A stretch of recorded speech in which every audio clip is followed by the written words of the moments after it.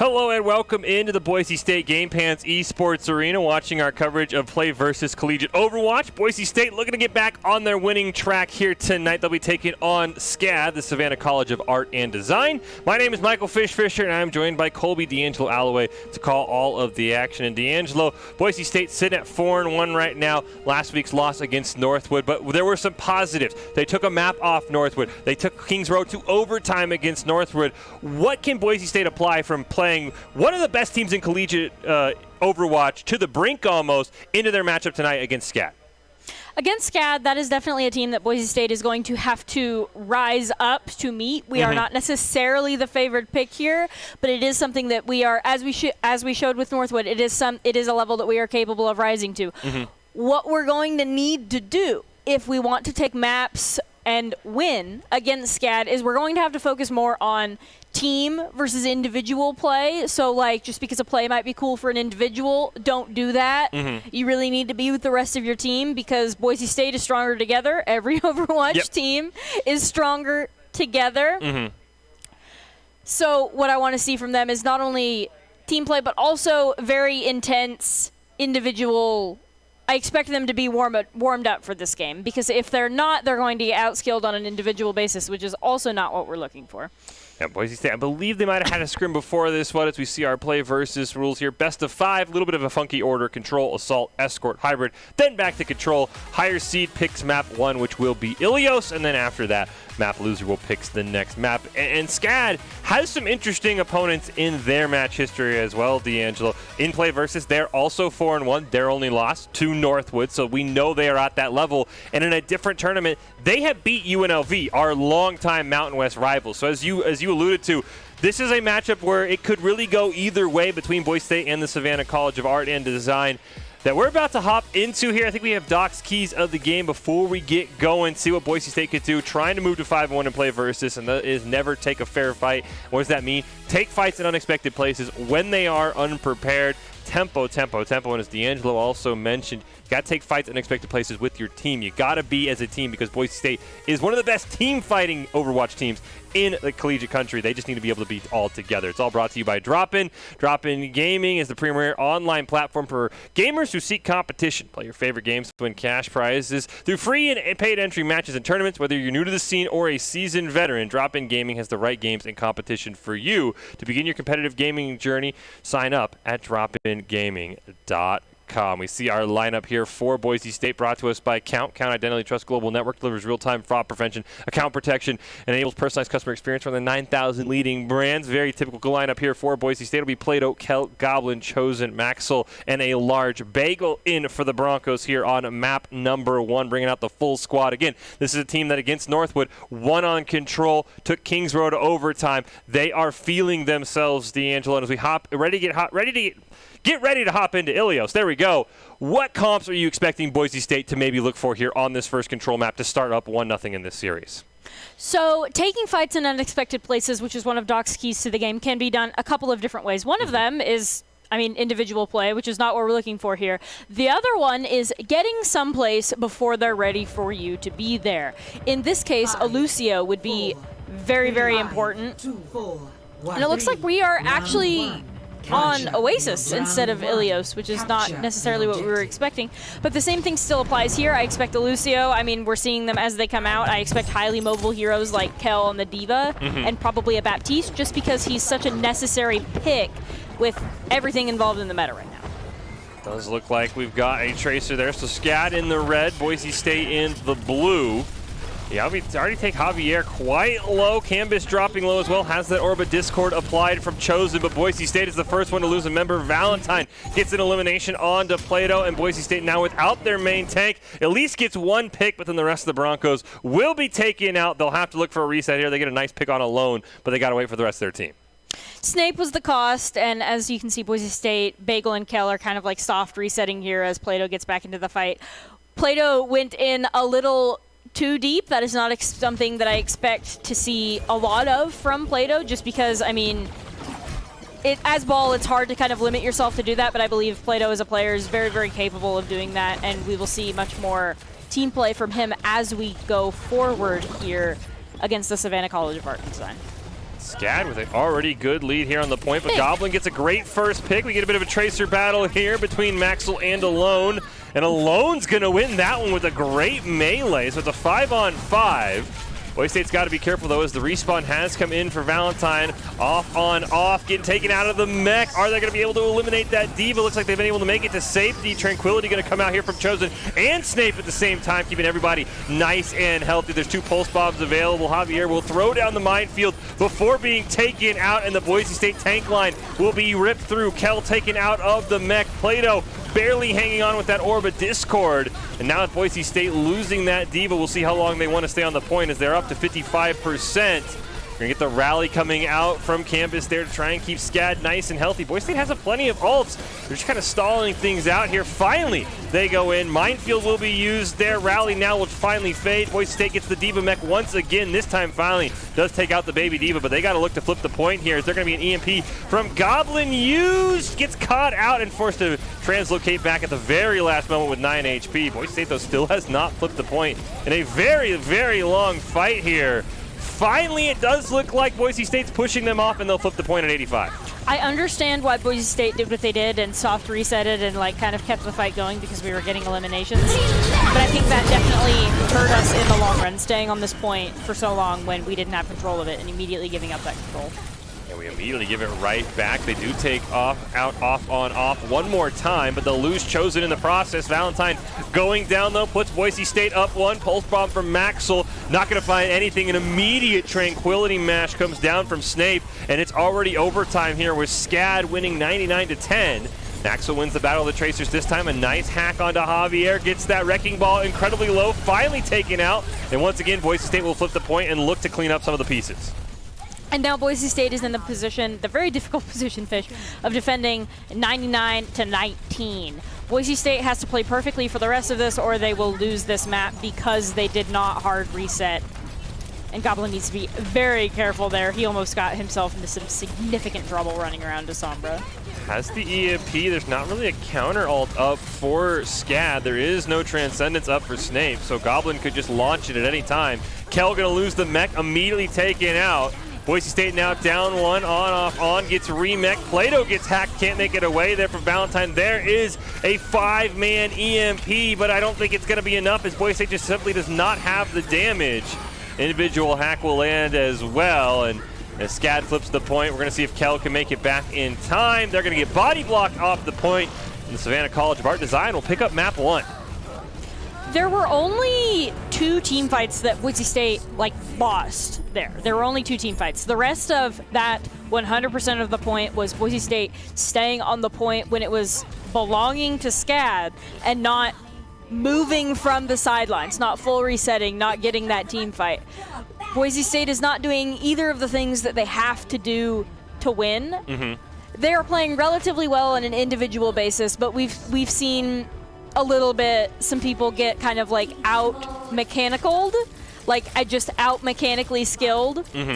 And we've also seen, just like I said before, we lost that because I think we were waiting for the team fight. I 100% understand why we never hard reset, why we only ever soft reset. I 100% get that we were waiting for that team fight, but that is something that hurt us in the long run and really just caused more problems than it solved because usually people would get eliminated before the real fight could begin in earnest, and that happened for almost 100% of the point. Yeah, I think you made a great point. Boise State only lost 2 team fights, but that first team fight, they lost about 40% on the point, as right away, they're going to lose 2 immediately, and it's both their DPS players, Goblin and Maxwell, being taken down. And this time I would assume Boise State's just going to full reset here. Wait for it as Javier wants to jump right in, try and take down Boise State while they're running away, and they will get a pick onto Chosen. That is a great punish by SCAD. They will finally take down the Wrecking Ball, but a boop off the edge onto a large bagel. And now Boise State will go for the full reset this time. That was great. It's like they're listening in real time, even though we know that they're not.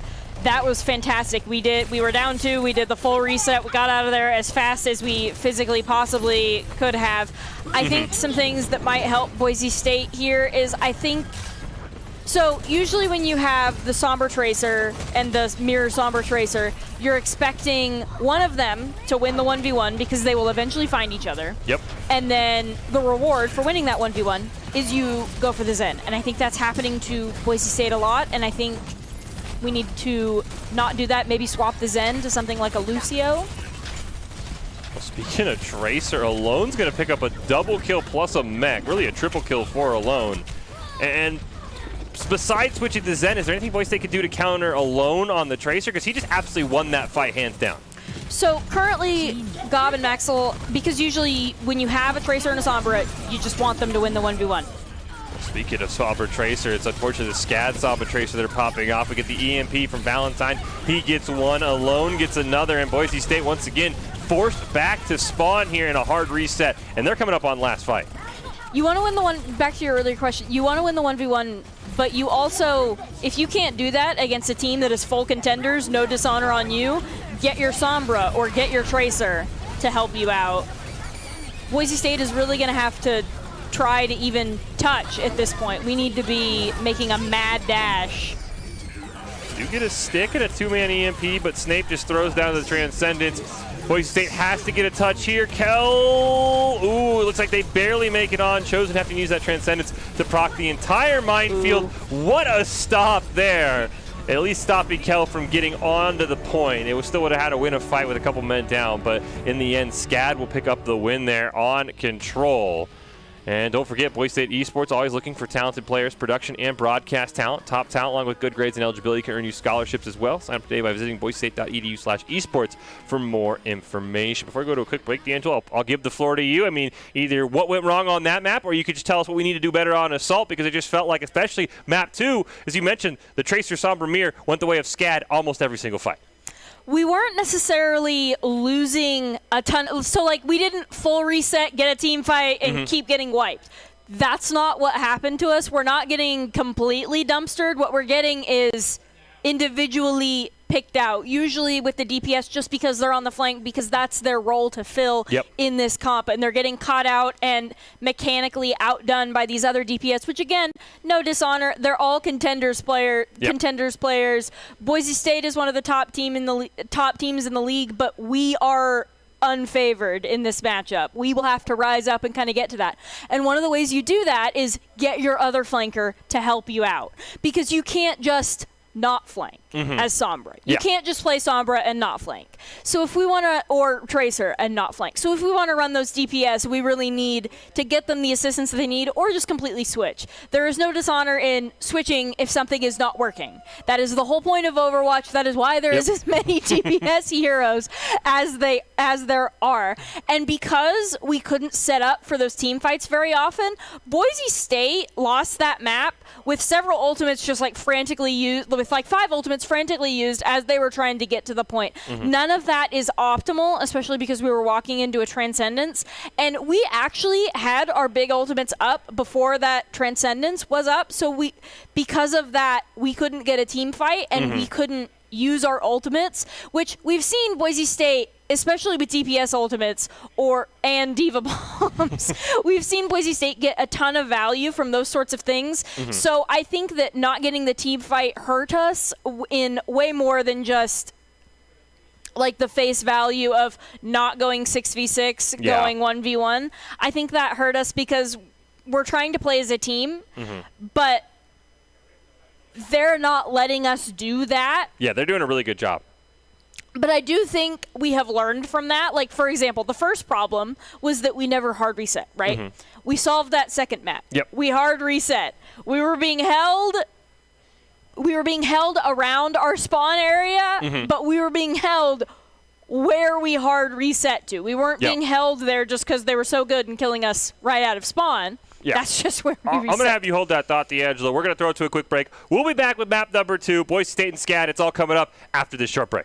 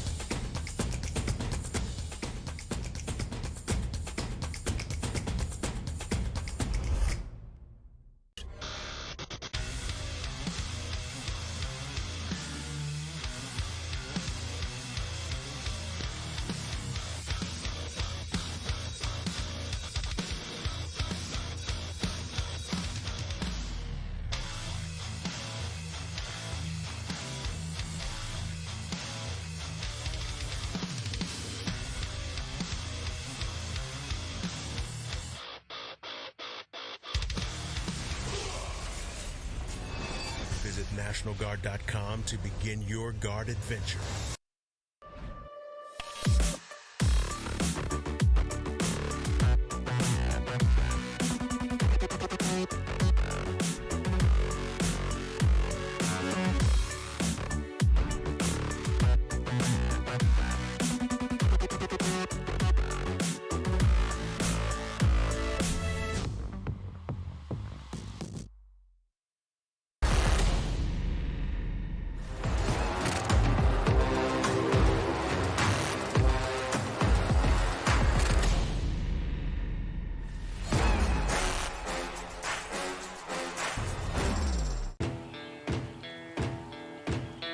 Here are a couple lessons I've learned over the years.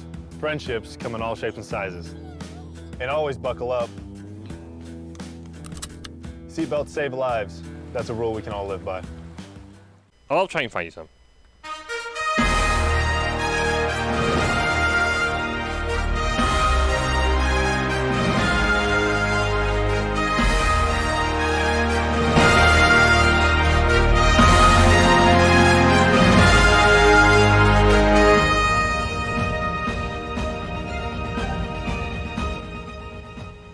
Welcome back into the Boise State Game Pants Esports Arena. Continue our coverage of PlayVS Collegiate Overwatch, Boise State and SCAD, the Savannah College of Art and Design, taking each other on. Both teams sitting at 4-1. Both teams with a lone loss to Northwood.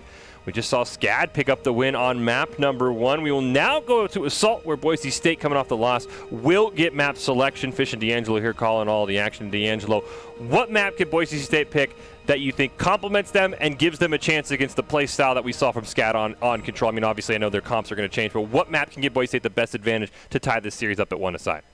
I know that Boise State has specific comps planned for Temple of Anubis on that 2CP.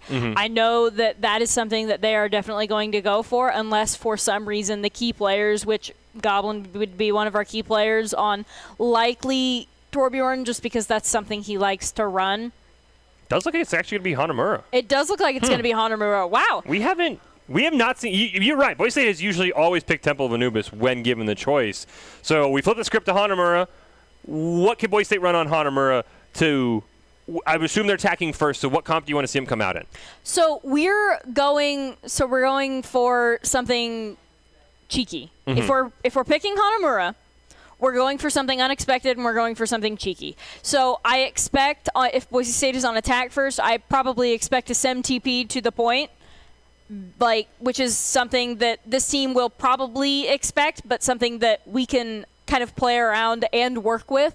So you can TP straight to point, or I expect us to TP around the ledges or to the roof high ground or something like that, because the expectation is that you're going to go straight to point.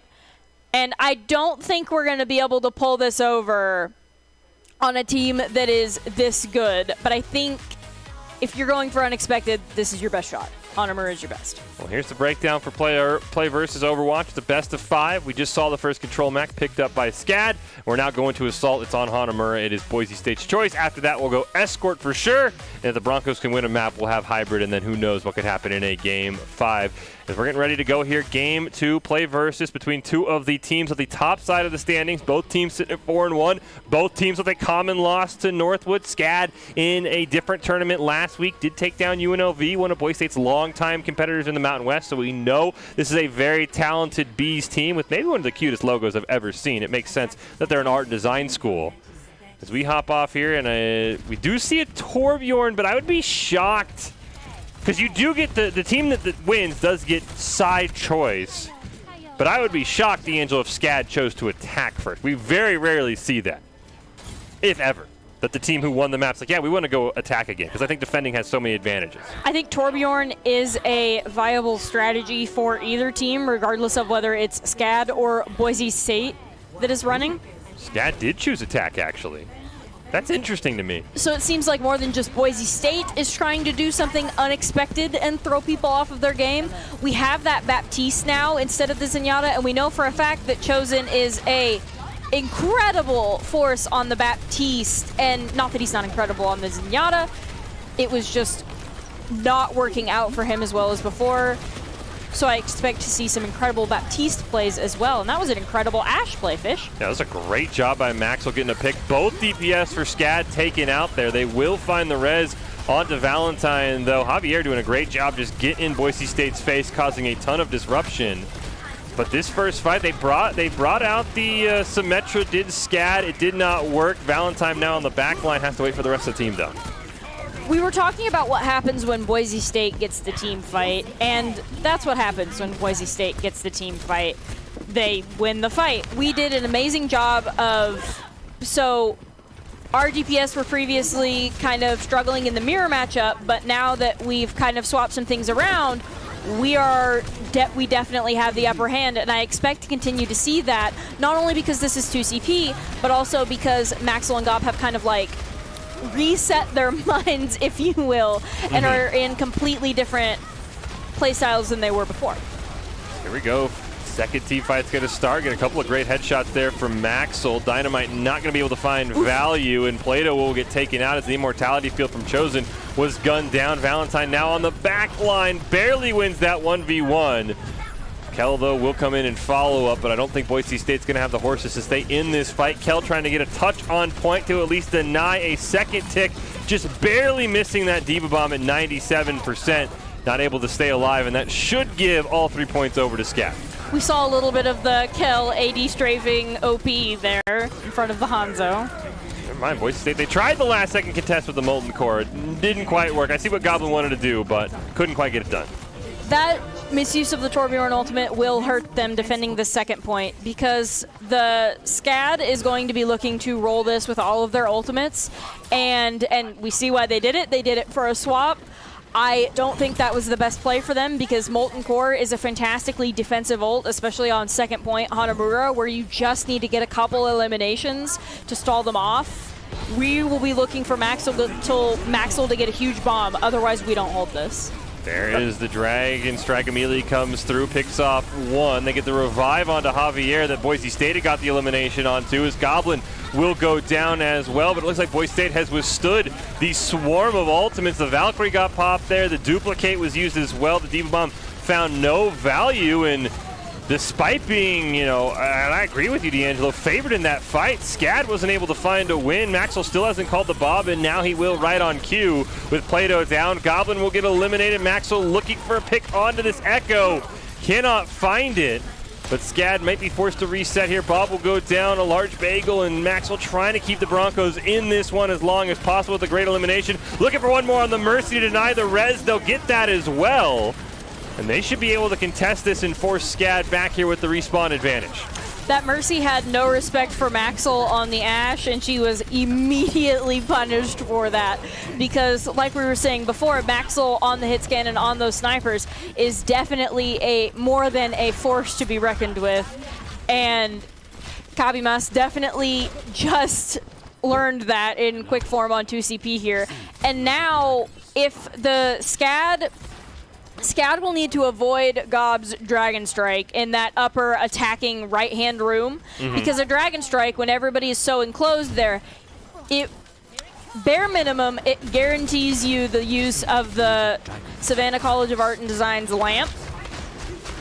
But at best, it gets you a full team wipe because they've got nowhere to go. Well, here comes one Dragon Strike. Actually, both will come through. Alones will get the better value, though. Pick it up 2 onto Boise State to Goblins, 1 onto Valentine. Alone gets a great flank with a headshot into the side of Maxwell's skull. I had no idea where he was.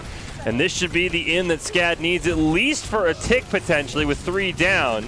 But again, the reason people hate Assault so much is that you have to get old team wipes to get value. Well, never mind. They'll get 1 tick.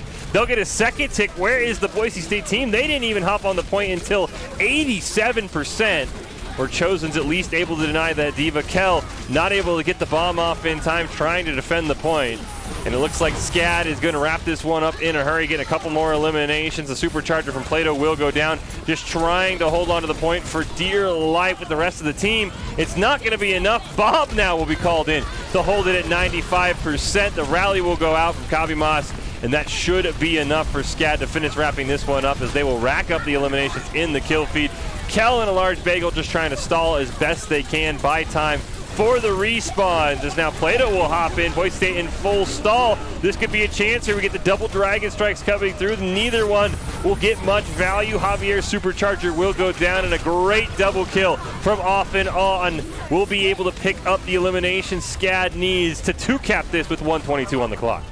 Alone got more value out of the Hanzo ultimate, and in a fight where we were talking about how impactful the Hanzo ultimate was, because everybody was just so, because if it applies to SCAD attacking in that upper right hand on the attacker side, left hand on the defense side, if it applies to SCAD there, the same thing would apply to the enemy Hanzo as well. So if Goblin gets the massive ultimate because everybody is close, which he did, SCAD is also, alone, is capable of getting that same ultimate value, and I don't think Boise State was all completely ready to get in the lamp, ready to get sustained, ready to drop to point. I don't think we were expecting Gob to get the huge ultimate because that's such a Hanzo ultimate place. We weren't expecting them to have their own Hanzo ultimate, and I think that underpreparedness is, and just the general skill of Alone as a Hanzo player, because he flanked that whole time successfully. There is an art form to a successful flank fish, and I cannot emphasize this enough. To be able to go by yourself and kind of play ring around the rosy with the Boise State team is no small task, and Alone pulled that off and also got the huge Dragon Strike. And I think the other thing that Alone deserves credit for is he had Dragon Strike in the fight before as well. Absolutely. So he charges an ult in one fight, which as you mentioned. Which is why we weren't ready. Exactly. I mean, it's impossible to predict that someone's going to get back-to-back Hanzo ults, and you said it because Alone's able to kite so much and build up that Dragon Strike that, as you said, I don't think Boise State was expecting a Dragon Strike. Well, we talked about Boise State attacking. You talked about a cheeky teleport that looks to be exactly like what Boise State wants here, but I think it got fully denied, and Boise State has to just reset comps. And it's good to reset the comps within those first 10 seconds. We are, however, keeping both the Mercy and the Baptiste. Everything else is basically a full swap. And this is, again, that Mercy not respecting Maxwell, and she can res everybody but herself. See if Boise State can make a play off it. Unfortunately, they will lose Maxwell and Goblin. Javier fan's going to get a double there. Bagel will at least be able to get one res, so it's still a 5-on-5 as Kabi Moss will fly back into the fight on that Mercy. It looks to be able to get back there in time. Now Boise State back at full strength as well. Chose it, taking a ton of damage. Javier in the front line right at that gateway, denying any entry Boise State wants to have. This is spam from SCAD, is incredible, just knocking down the Boise State health bars. Maxwell did a fantastic job getting that initial pick onto the Mercy. She continues not to respect skill on the hit scan and gets continually punished for that. However, Widowmaker lingered just a little bit too long in the face of the Orisa and prevented us from capitalizing on that huge opportunity. And I don't know if we'll get another one. They got especially as they have the ultimates up on the side of SCAD. They got to pick onto the Pharah, but we just weren't able to simply get there in time. Plato will go rolling through, and Ant Matrix will go down on both sides from Chosen and Snape. We'll see who's able to get an elimination. Immortality Field barely keeping everyone on Boise State alive. The Diva Bomb will pick up one, and Goblin can't quite kill off before he gets the remake off. Valentine still holding on to that Rocket Barrage for now, as Boise State will get the revive, put him at full strength once again, but it looks like they're just starting to run out of time. They do get a kill onto the Mercy. This seems like it's the full goal signal for Boise State. Unfortunately, it's Valentine who immediately evens it at 5v5. Holding on to that Rocket Barrage now. See if they get good value here. Nope, they're just going to retreat. And we see, again, Widowmaker lingering where she just got a fantastic elimination, and then we need to get out of there, but just being a second too greedy is definitely preventing us from getting the value that we need out of the Boise State sniper, because a big pick is really, really intense, and good on Maxwell for consistently getting those every fight against such a skilled team that is unlikely to peek him very often. But staying just a second too long has been a detriment to all of these fights. Speaking of seconds, Boise State is running out of time. The Diva Bomb will go off from Kell. He will get gunned down before he gets the remake off. There is that Rocket Barrage for Valentine. It's going to go right into an Immortality Field from Chosen, but unfortunately the rest of Boise State was not able to survive SCAD's damage elsewhere. And even though they get the pick on to Valentine, Boise State has to retreat. They lose their own mercy. They're trying to camp the body. Unfortunately, the pulse bomb gets eaten there. They do take down Copy Mass, but Boise State's down to 30 seconds. They have one more fight here, D'Angelo. We have one more fight. It's likely that the Mercy will be back for that fight unless we take it like right now, which looks like we are definitely trying to do. I think something that might help Boise State in this situation is a Lucio, since we're trying to get there so fast and get out of our spawns even. Boise State just not even able to open the front door. As you mentioned, they can't get out of their own spawn. They lose Chosen there. Now the Lucio will come out, but the question is if there's enough time for the rest of Boise State to get there. A large bagel trying to do what he can. Roll to the point. No! Cannot quite get there in time. And SCAD will go up 2-0 in this series and put themselves on match point. Don't forget the Idaho Army National Guard, a proud supporter of Boise State Esports. Top plays presented by the Idaho Army National Guard. Invite you to take your impressive critical thinking skills in real time. With more than 10 jobs offering a $20,000 bonus and your viewer choice paid for, the Idaho Army National Guard is the best team out there. Reach out on Twitch at iGuard Gaming. Quickly, before we go to break, D'Angelo, just what map can Boise State pull out of their hat on Escort to be able to get back in this series? Because so far, SCAD has had an answer for everything they want to do. It has nothing to do with map and everything to do with Boise State team play and the denial of being able to play as a team. We see that Boise State can definitely put SCAD on the ropes. They get the key eliminations on supports. They get consistent picks every single fight. But then, let me tell you what happened to their fish. So we got consistent DPS value. That cannot be overstated. We got amazing value, and it was great. But we stayed too long. Yeah. We stayed too long in places where they could actively aggress on us. And then once they realized that, they just kept pushing further. And instead of hard resetting, we kept playing, because the comp that Boise State was running is very much an individually focused comp. You don't really, you kind of play as a team in the way that you coordinate. You're all going to be at the same place at this time. Yeah. But how you get there is on an individual basis. Boise State can't run comps like that against SCAD, because we are getting consistently caught out on all of our members on all roles when we try to play like that. Well, we'll see what Boise State could do. We'll give them a quick break. We'll come back for map number 3. SCAD looking for the clean sweep here in play versus Overwatch. Escorts coming up next. What map does Boise State have up their sleeve? Can they figure out the issues? It's all coming up after this break.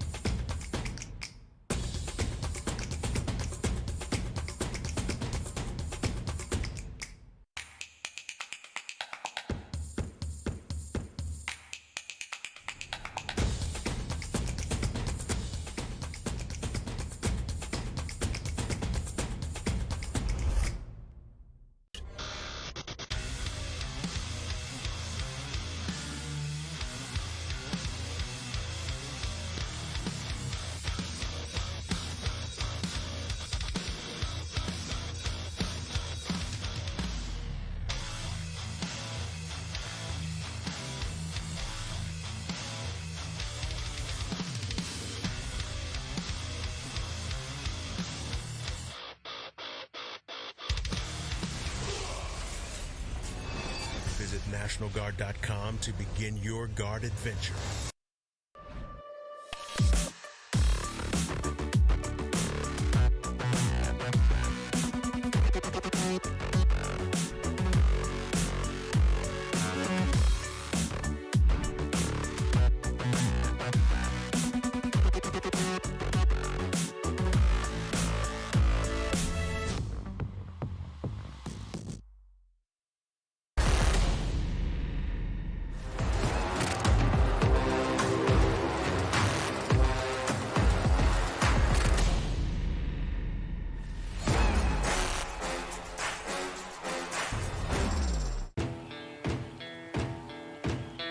Here are a couple lessons I've learned over the years.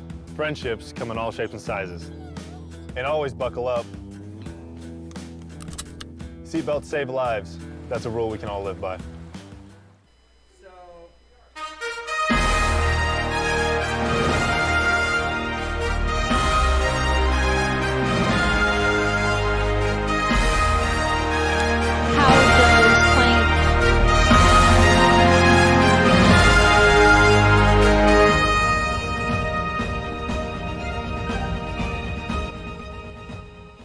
Welcome back into the Boise State Game Pants Esports Arena. Continue our coverage of PlayVS Collegiate Overwatch, Boise State and SCAD, the Savannah College of Art and Design. Heading into Game 3 on Escort, with SCAD currently sitting up 2-0. And here on match point, Fish and D'Angelo calling all of the action. And SCAD has done a really good job, D'Angelo, of beating Boise State to the punch, team fighting and denying team fights when they need to, taking Boise State down on an individual basis when Boise State plays a more individual comp. As we head into Escort here, what are your expectations for the Broncos as they look to avoid the sweep?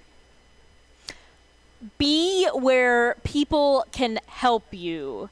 SCAD is very much playing the game. They're very much taking advantage of one of Doc's keys, which is take fights in unexpected places. They are very much attacking before we are ready, often individually or in pairs or things like that. And Boise State is losing these and getting caught out, not because we're just getting that big of a skill diff. We are just simply not ready for it. And Boise State, we've had 3 maps at this point. We're a learning team. I expect that to start happening less. Well, as you mentioned, it is map 3 here in our best of 5. SCAD sits up 2-0 in the series. We're heading to Escort here. If Boise State can pick up a win, Hybrid and Control could be in their futures. We see the lineups there. Plato, Kelt, Goblin, Chosen, Maxwell, and a large bagel. All for Boise State. The lineup brought to you by Count.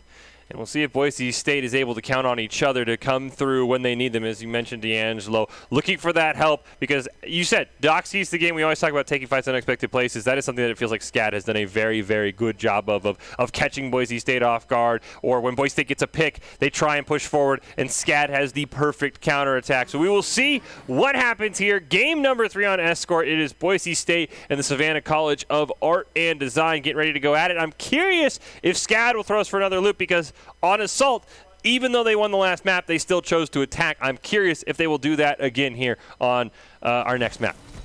I think their whole game plan is doing things that are unexpected. So if this is them trying to hold Boise State in their spawn, or Boise State trying to hold in them spawn, hold them in their spawn, I think SCAD is very much trying to play the unexpected game, and Boise State needs to play the team game. Ooh, nice symmetric teleport on top of the wall for the attacking team, and that will be Boise State as Goblin gets the first elimination onto Javier Fan.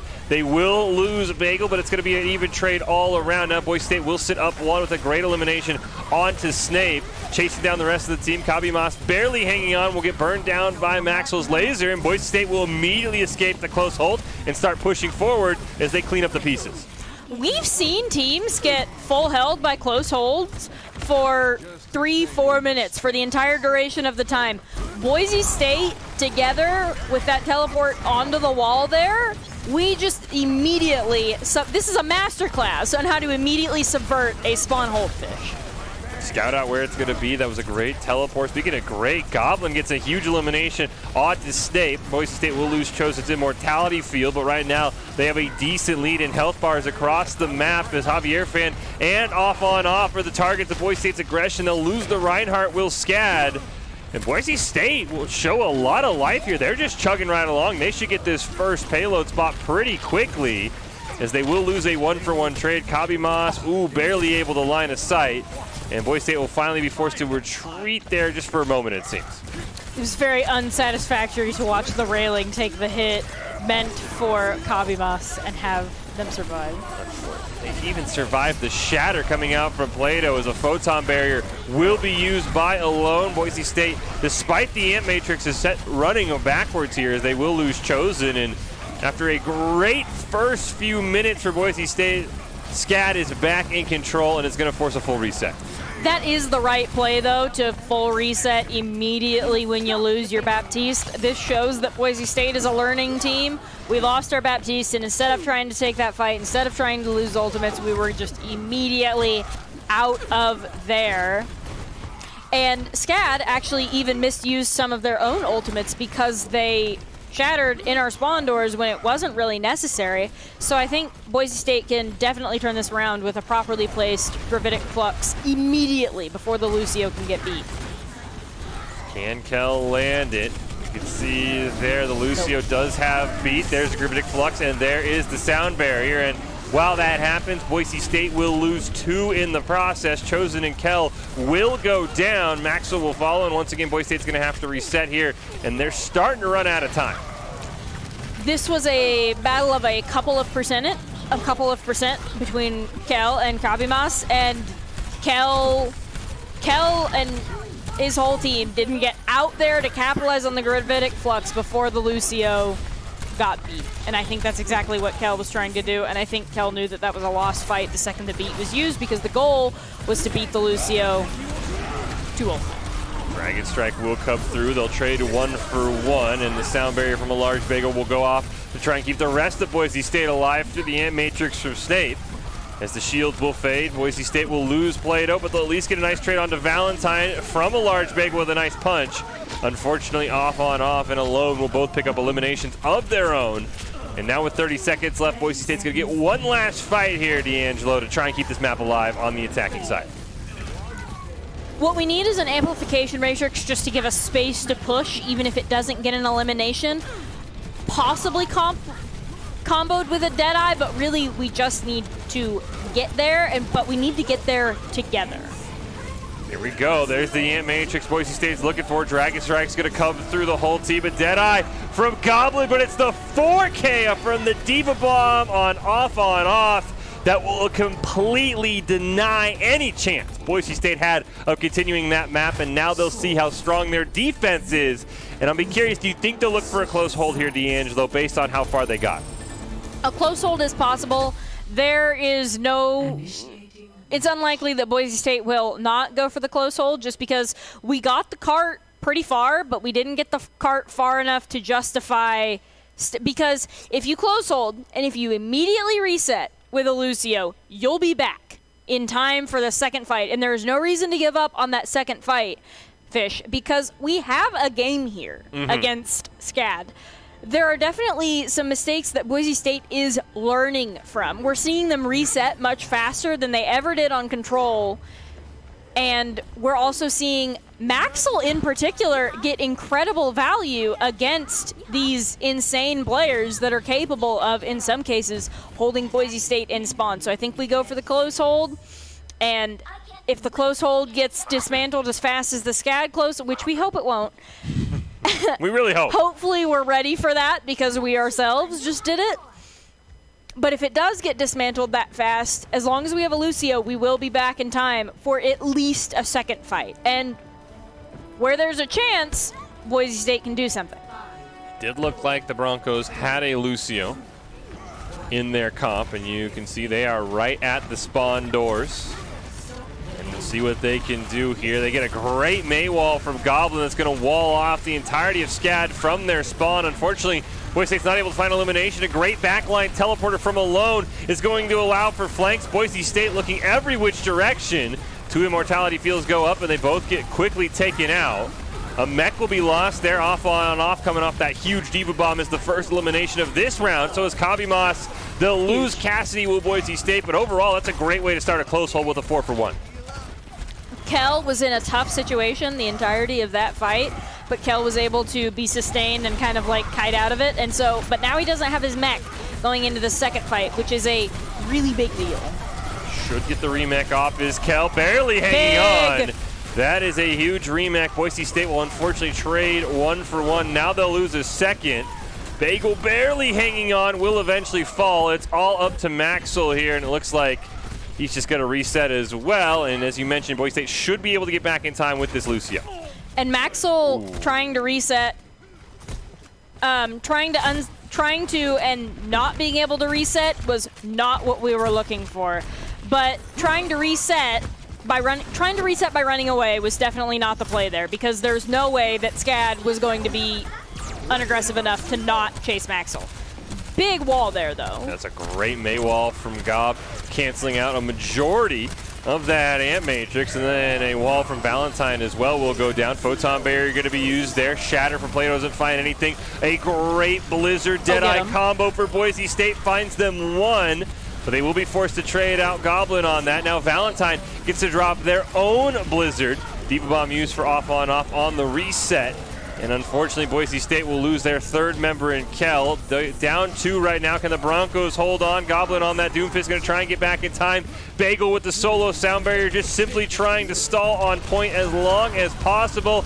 There is Goblin, but the body blocks from SCAD have been phenomenal. Goblin's corpse will land right behind the payload, and SCAD will pick up the win here and win this series 3-0. But as you mentioned, D'Angelo, Boise State had a lot of improvement on that last map, and overall I think Boise State's going to take a lot of good out of this one, and SCAD, big shout out to them.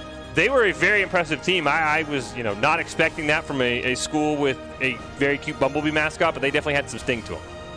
The cuteness of that Bumblebee is questionable, but what is not questionable, Fish, is this kill of SCAD. And we knew going into this that they were an amazing team, that they were all contenders.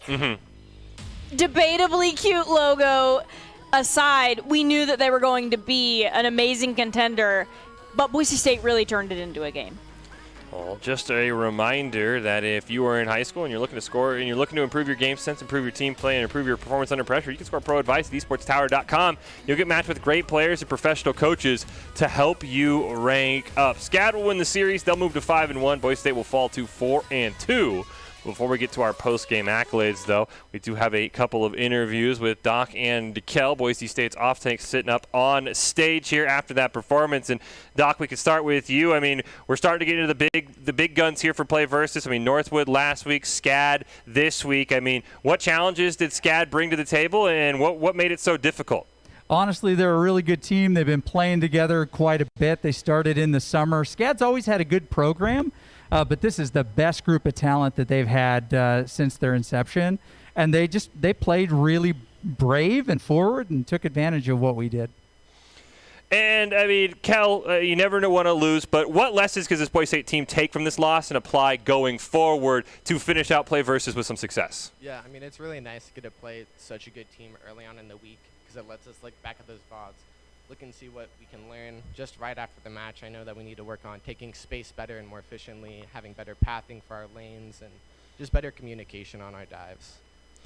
And for Doc, what do you think Boise State did well on that map? Because it felt like from map 1 to map 3 they got better. I mean, what were some in-game adjustments that either you made or the team made that you think were signs that Boise State, as we always harp on, is a learning team? What signs did you see?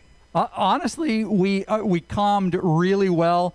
We addressed the problems we were seeing. We made adjustments in time. We put those into play.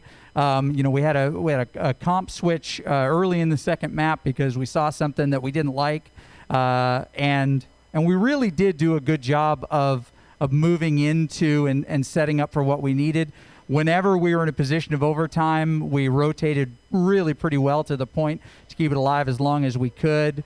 A lot of it went well communication-wise, and we had the right attitude, which is there's going to be a tough team. They're going to teach us a lot, and let's do it. We're in a good spot of the season too, so it's the right time to have a team like this.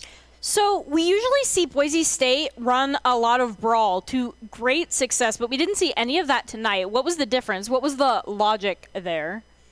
Well, they didn't really give us a ton of that. I mean, we didn't hit a lot of the brawl maps. You didn't see Kings Row. I'm sure you guys are really happy about that. But also, they spread out. I mean, really, what didn't they allow us to do? I mean, any thoughts, Kel? Yeah, well, the compositions we play has a lot to do with the maps and then what the opponent plays. So in this game, it just didn't make sense for us to run those comps. As much as we've had success them on the past, running them in those situations, we know from our practices doesn't work well. Yeah. And Boise State is a learning team, as we've discussed, but Grand Canyon is next. What can we expect from them and from you guys going in? What's the inside scoop on what you're going to do, what some of the strategies that you're going to run there? Well, it's a different map set, right? So it gives us a little bit more of the traditional map set, control, hybrid, escort, and runs us through. It doesn't have second map as assault or TCP. They're a good team. They have a couple of unfortunate losses, which we actually can't put our eyes on at all. We've been scouting them aggressively all season and feel like we have a good sense of what they're going to run, and we just got to make sure that we're playing to our win condition. Anything about those guys that get you going? Before we play them, I don't want to give anything away. Yeah. Well, thank you, Doc and Kel. As D'Angelo alluded to, there's still a big match tonight in Nace between Grand Canyon. And a great way to start the week, as Kel alluded to, playing a team of SCAD skill level. Really going to get Boise State ready to go because I know they have a ton of high-level Overwatch teams coming up. Well, as we prepare to put a bow on this one, D'Angelo, we do have our post-game accolades, the ICCU player of the game. A couple of good individual performances for Boise State. Is there one in particular you want to highlight here? Absolutely, I think we should highlight Maxwell. There were several bright spots on the side of Boise State, most of them revolving just because, especially against a team like SCAD, if you can win a couple of fights, even without ultimates, if you can catch them off guard. Yeah. And I think that Maxwell truly embodied all of these bright spots that Boise State was having and did them to an exceptional degree. I think that Maxwell should be your Boise State player of the game. If it's not, there are plenty of other amazing players, and it looks like it is Maxwell, and honestly, the guy deserves it. We saw Maxwell, more than anybody else, catch SCAD off of their guard. Yep. And especially against a team that is so skilled and so prepared for whatever it is you're going to throw at them, getting value like that, like immediately after Alone was getting value, Maxwell was there getting his own value, and the Mercy wasn't respecting that. But they learned pretty quickly that it took them a couple tries, but they learned that Maxwell was somebody that they had to respect just because on every hero he played tonight, he was one of the bright spots for Boise State University.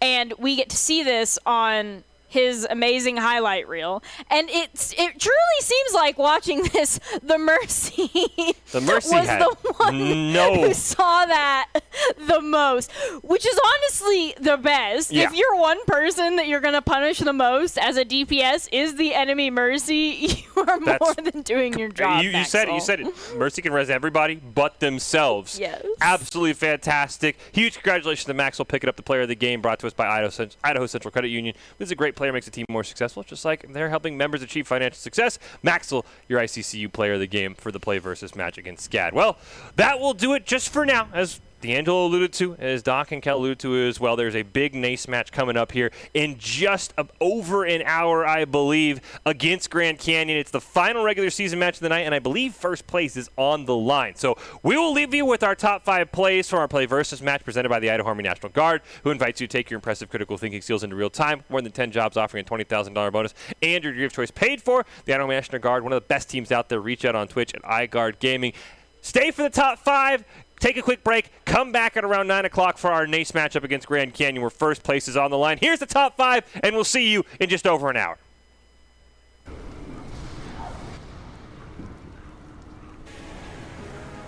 Porter from Alone is going to allow for flanks. Boise State looking every which direction. 2 immortality fields go up, and they both get quickly taken out.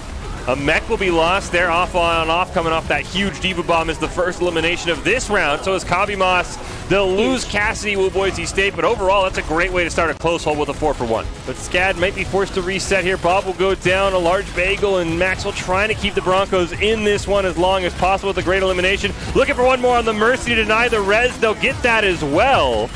And they should be able to contest this and force SCAD back here with the respawn advantage. That Mercy had no respect for Maxwell on the Ash, and at best, it gets you a full team wipe because they've got nowhere to go. Well, here comes one Dragon Strike. Actually, both will come through. Alones will get the better value, though, picking up 2 onto Boise State. To Goblins, 1 onto Valentine. Alone gets a great flank with a headshot into the side of Maxwell's skull. I had no idea where he was. And they will lose Bagel, but it's going to be an even trade all around. Now Boise State will sit up 1 with a great elimination onto Snape. Chasing down the rest of the team. Kabimos barely hanging on, will get burned down by Maxwell's laser, and Boise State will immediately escape the close hold and start pushing forward as they clean up the pieces. We've seen teams get full health. Here we go. There's the Ant Matrix Boise State's looking for. Dragon Strike's going to come through the whole team. A Deadeye from Goblin, but it's the 4K from the Diva Bomb on off. That will completely deny any chance Boise State had of continuing that map, and now they'll see how strong their defense is.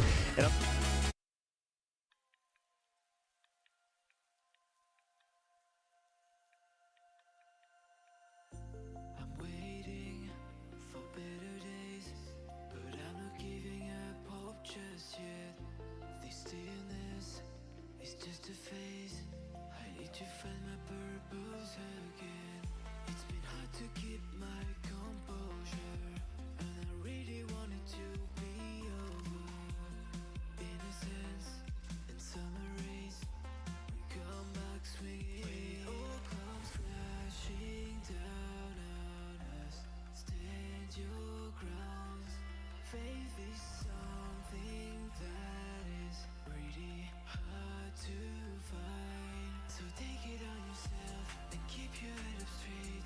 Brighter days will come, so you better be prepared. When it all comes crashing down on us, crashing down.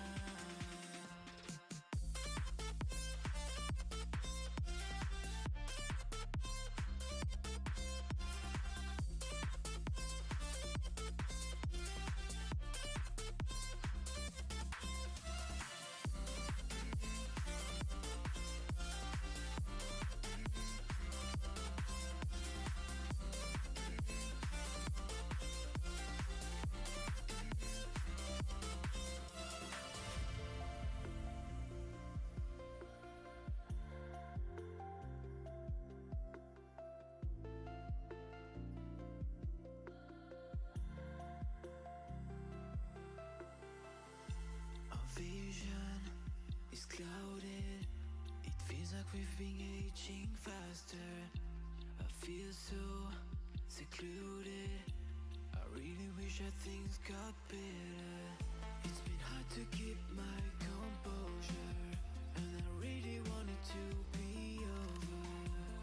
In a sense, in summer rays, we come back swinging. When it all comes crashing down on us, stand your ground. Faith is something that is really hard to find. So take it on yourself and keep your head up straight. Brighter days will come, so you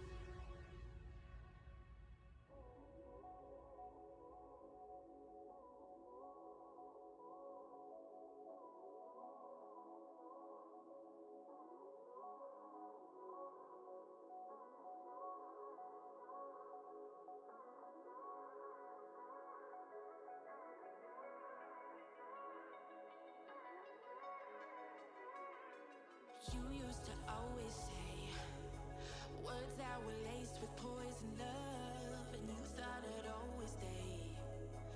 Guess it turns out push came to shove, we'll never be the same. You take the dig, I take the jump, I finally found my way. I'm stronger than when I started, even through all the times I hit the ground. I'm stronger than what you wanted, even through all the times you burned me down. I keep rising from the dust.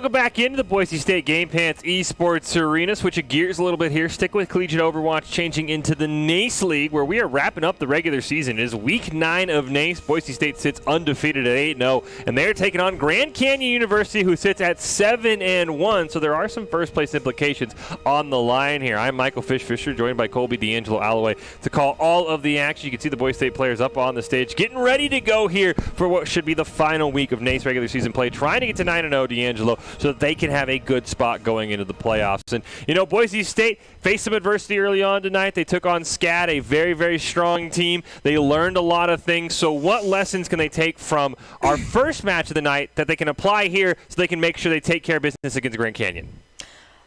Punish the enemy is something that we did really, really well against SCAD. And if we do it really, really well against SCAD, then we are definitely going to be capable of doing it against Grand Canyon. Mm-hmm.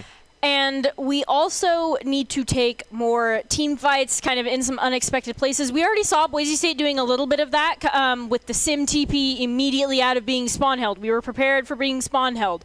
And so we were able to immediately get out of that in ways that they did not expect. So we can also take that to win against Grand Canyon as well. And I would say those are the big ones, Fish. Well, let's take a look at the rules because, of course, switching for play versus to NACE, there is going to be a different map structure. We'll still start with Control. It's still a best of 5. After that, it is completely different. We will go Control, Hybrid, Escort, Assault, and then back to Control. Boise State is going to get first map choice. Heard debates potentially about a couple different maps here. We've seen a lot of Lijiang when Boise State has had first pick. Of course, in play versus, we just saw Oasis. So very curious what the map choice is going to be. Is there a map? Well, first, before we get to that, we'll get to Doc's keys of the game in Overwatch, which we always talk about not taking a fair fight. We've got a little different ones here, which are understand your comp and play style, focus on each fight, get good alt value, and hey, at the end of the day, the objective is more important than your KDA. It's all brought to you by Drop-In Gaming. Drop-In Gaming, the premier online platform for gamers who seek competition. Play your favorite games to win cash and prizes through free and paid entry matches and tournaments. Whether you're new to the scene or a seasoned veteran, Drop-In Gaming has the right games and competition for you to begin your competitive gaming journey. Sign up at dropingaming.com. We take a look at the lineup here. Much similar to what we saw earlier. Plato, Kel, Goblin, Chosen, Maxwell, and Large. Bagel, Tank, DPS support in that order. All brought to us by Account, whose Identity Trust Global Network delivers real-time fraud prevention, account protection, enables a personalized customer experience, more than 9,000 leading brands and payment providers. Now we're ready to go here on Control, D'Angelo, and I saw you getting some last-second words from Doc. What did you hear for Boise State getting ready to go here? We won the coin flip, and so we will be picking Lijiang. Okay. And we expect to see a Symmetra on Lijiang, probably an Echo also from either team. And usually what we tend to run on Lijiang is we have Plato on the Reinhardt, and then usually Cal on the D.Va, just because Cal is such a generally unstoppable D.Va, and D.Va is viable in most, if not all, comps, so that definitely helps as well. But I fully expect to see something in the air from either team, whether it is an Echo or a Pharah, which means that there will probably also be a Mercy. Hopefully, she respects DPS a little bit better than what we saw going into Maxwell earlier in the night. Yep. And so Lijiang's Tower has been Boise State's basically default map choice. They've had a pretty good record on it, including, I think, a win over Northwood on it earlier this year, I think last week. So I'm very curious. And I think it's interesting that you point out there's probably going to be some airplay because there is 2 maps on Lijiang that are really good for aerial play, and then there's one map with a closed ceiling that we've seen some teams try and pull out a far on that doesn't work too well on. So I'm very curious, but I think you hit the nail on the head, D'Angelo. The better team is probably going to be the team that gets some Metro value because Lijiang is such a teleport-heavy map. If Boise State can win that race, and we saw Bagel with a sick rollout a couple weeks ago with a double boop off the edge, I think Boise State might be set up for success here against Grand Canyon and Lijiang because they know this map so well. I think we picked Lijiang for several reasons, Fish. I think Bagel and probably Gob on the Symmetra are definitely some of those reasons that we picked Lijiang because Bagel consistently hits the rollout. Yep. And Bagel always hits the rollout. We have not seen him miss a rollout. But he also consistently gets boop value from that rollout if people are not expecting for him to roll out from exactly that location. So we could see some of that, and it is literally one of my favorite things to witness, and I'm sure it is lots of other people at home too, just because Lucio boops, especially if they're multi-boops, are fantastic Yes, to witness. Or if they land onto other Lucios, which Large Bagel has done. I think there's a lot of fun to be held. I'm curious how well Grand Canyon will be prepared for this Lijiang map, because there are ways to avoid the Lucio boop that are very, very easy if you just either teleport to a different location or you can't tell, especially, you cannot teleport right to where Large Bagel is going. So Grand Canyon's got to get a bit creative here to counter that, I would think, right? If you know where the Lucio rollout is, it's pretty hard to fall prey to it. But we've even seen some teams where they try to teleport out of it. They're unaware of the rollout, and so we've seen teams go down 2 or 3 to boops because they're all standing on a teleporter pad. And there is nothing more perfect for a Large Bagel to boop off the map than everybody standing together, unprepared for him to come flying out of nowhere. So outside of the boops and the teleporters for Symmetra, once we get into the team fighting side of Control, what does Boise State need to focus on if they want to come out on top on this map? Plato will have to do a little bit of a reset just because he's been playing ball most of the night, and that is a very different play style than Reinhardt, who he will likely play on Lijiang, because that's what we've seen from him before, and we've seen him have a lot of success there.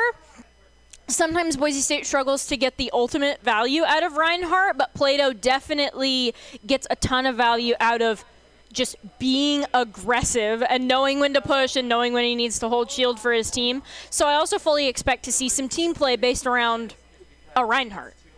And as we look like we're ready to get into game here, Boise State, Grand Canyon, as we mentioned, last week of NACE, week 9, Boise State at 8-0, Grand Canyon at 7-1. Winner, if Boise State wins, obviously they are the only defeated team in this group. They would claim the first seed. If they lose, we would have some tiebreak situations, so very curious to see.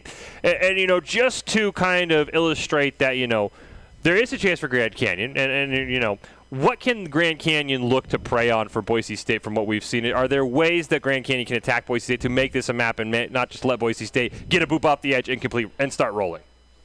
Well, if you go down 2 or 3, get out of that fight. You just need to reset. Because if you're down 2, that's when the enemy team or Boise State is like, you need to go in and we need to go in now. This is the time. We're up 2. And then if you get up 3, you have half your team, and that's just a lost fight. Especially because if it's first fight, there is no ultimate to clutch that fight as well. So if you go down 2 or 3 first fight, GG, go next. Next fight. Well, while we wait to hop into Lijiang Tower, it does look like we have some replays available here. Would assume these are from earlier today against SCAD for Boise State. As we'll take a look here. So it's a Maxwell highlight reel. Yeah, Maxwell was absolutely popping off here. Cabby Moss, did not expect a lot of that. So I would assume if you're Grand Canyon, you have to know that Maxwell is primed and ready to go. I was actually talking to Maxwell about this during the break, and he was like, it felt very satisfying to just... She was flying in my face, and to be able to punish that specifically about the Mercy. So I fully expect Maxwell to do that. And we see Alone's fantastic flank there. Maxwell was definitely looking for him, but nobody on Boise State knew where he was. Yeah, Maxwell huge for this close hold break as well. And I think the point you did point out with Alone, which is something that they did very well, which is something Boise State will have to make sure they track, is just the alt tracking, right? Because there was 2 fights in a row where the Alone kind of maybe got a surprise Dragon Strike, so I think alt tracking will be huge. But now we'll hop into game 1. We hit basically the home run here, D'Angelo. We talked about rollouts. We talked about Symmetra teleporters. There could not be a better Lijiang map for both of those to come true. If Grand Canyon goes through that window, I would fully expect the Large Bagel to be ready to go. We also expect somebody on the side of either Grand Canyon or Boise State to run something in the air, because this is definitely the map where you run something in the air, whether it's a Pharah or an Echo. Typically, you can get more value out of an Echo just because she's capable of close quarters combat in a way that Pharah isn't. So if they decide to go far left, the Echo can actually still do something rather than just kind of being completely useless. And no one wants to play ground Pharah. If you play ground Pharah, there is an issue, as it looks like the team in red will go with that back flank Symmetra teleporter. That was Boise State, so they were trying to avoid any sort of rollout shenanigans from Q-Tip and Grand Canyon as the Broncos immediately hop onto the point. That's going to allow Maxwell to get those sentries going up on high angles, force Grand Canyon to deal with them. As right now, the only elimination is an Immortality field that Chosen threw down. There is no Baptiste on the side of Grand Canyon. Instead going with a Moira Lucio combo, so they won't have access to that very strong defensive ult as Goblin going to get hacked there on Cassidy, but it's Pinnacle, the first one to be taken down, at least lose a mech. Boise State looking to try and capitalize there. There's the Deadeye value, and finally Boise State wins the first fight. We were complimenting Alone on his ability to charge an ultimate in a single fight, and then we witnessed Gob, not to be outdone, do exactly the same thing and win Boise State the fight. He didn't pop up in the kill feed for all 3 of those eliminations, but it was in fact that Deadeye and his damage that enabled us to win that fight.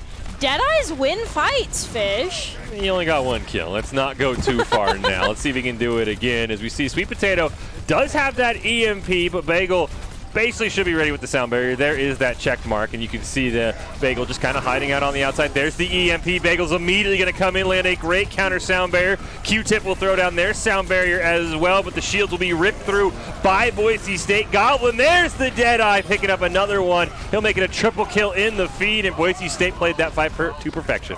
Boise State is getting a lot of ultimate value. I will say Grand Canyon Sweet Potato was fully not expected. So Sweet Potato charged EMP incredibly fast, just as it was impressive for Goblin to charge and pop Deadeye in 2 fights in a row. Charges it in a single fight. That was amazing. Sweet Potato did the same thing, but with EMP and just in 1 fight, and they weren't ready for Bagel to have beat, which is much more impressive to charge in a fight than either beat or Deadeye. Speaking of ults there, we did get a Diva Bomb, doesn't find anything. Coalescence right into a Photon Barrier, and it's Flamehead who's the first one taken out. Boise State sustaining with an Ant Matrix of their own. Some turrets going up, and Grand Canyon looks like they're going to opt for the full reset there down their main tank. We should be ready for the Reaper Ultimate, but their Reaper Ultimate is probably the most impactful thing that they have, especially because if Boise State pushes into them in that room, we lose that fight. Because they have Reaper Ultimate and they have Monkey Ultimate. Oh, they get the backline flank with the Shatter. They're able to take out one.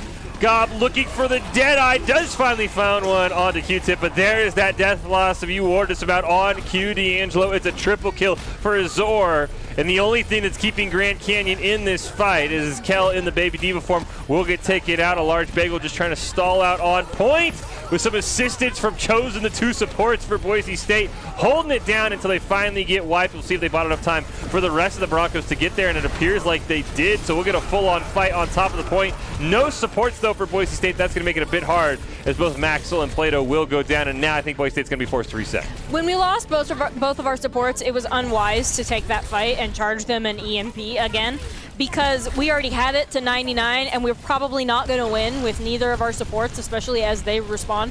So that was a bit of an ego contest, sort of, that we shouldn't have done, but I don't believe will be of much consequence. Would they win this fight off of the EMP, as we see here, Fish? But they got a 5-man EMP, but they only got 1 kill from it. Kel will be forced to reset as they lost the mech, so it will end up being a 1 fight off that EMP, and Boise State will quickly reset, though, to avoid any more losses. They don't have EMP Bomb, though. However, they do have Sound Barrier, which will likely be used to do, like, probably Amplification Matrix is the most beneficial thing you can use it, or they can just go aggro with their Sound Barrier. We have our sound barrier as well. Maybe Boise State will look to go double aggro. Photon barrier will be used. A Diva Bomb by Kel will force out the sound barrier from Q-Tip, and Large Big will immediately respond in kind. Double Shatter is going to land from Plato onto Azor and Pinnacle. Pinnacle forced to use the Diva Bomb to reset the mech. We'll just simply get an Immortality field, and now Boise State will immediately find themselves up 2 in the fight. Looking for a couple more to win this first map on Control against Grand Canyon, as they're going chasing for bodies. They're still looking to flip the point as well. The Red Dawn and Pinnacle will both go down, and that should be enough for Boise State to maintain control. Forced overtime here, and I don't know if Grand Canyon's going to get too much. That's a huge shatter from Flamehead, but they get taken out. Azor's made it back in as well, but I think that's going to be all the bodies that can make it there.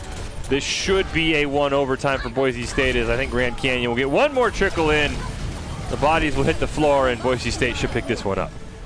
Chosen was the prize, but I'm sure that that is something that Chosen is happy with, because I'm told by Doc that Chosen is definitely the person who cares the most about winning.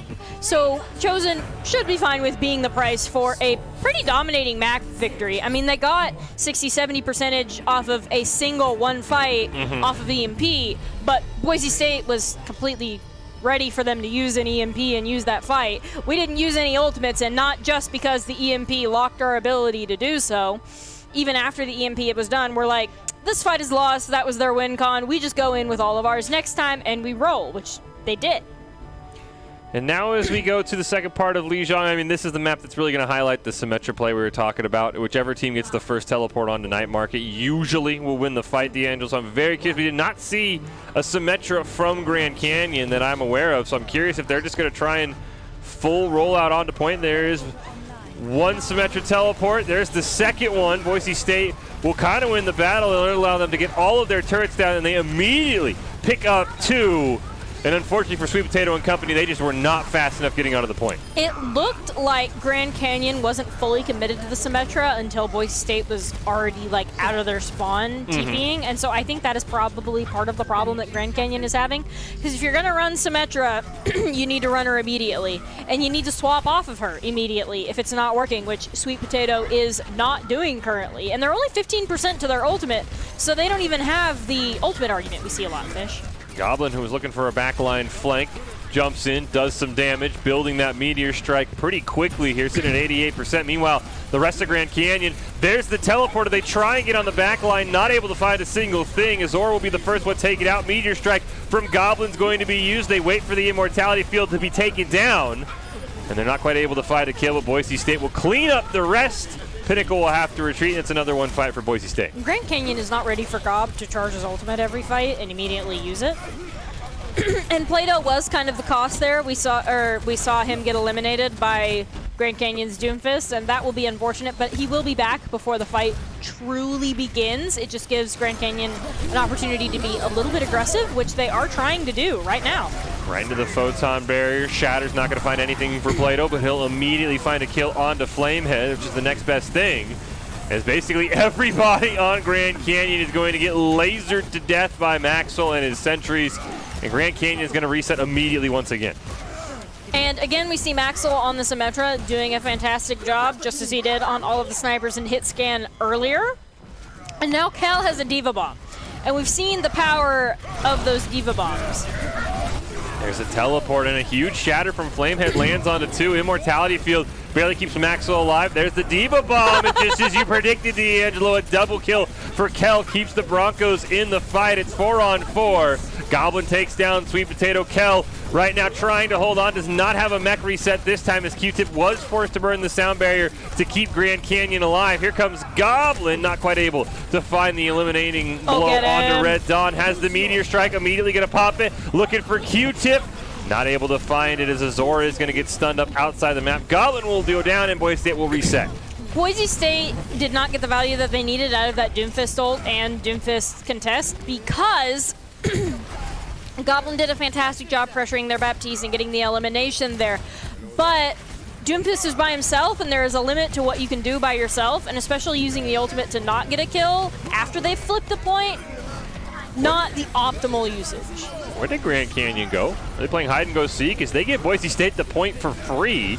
Looks like they were at the flank there as they get a nice shatter. A photon barrier comes out for Boise State as well as a sound barrier from a large Bagel.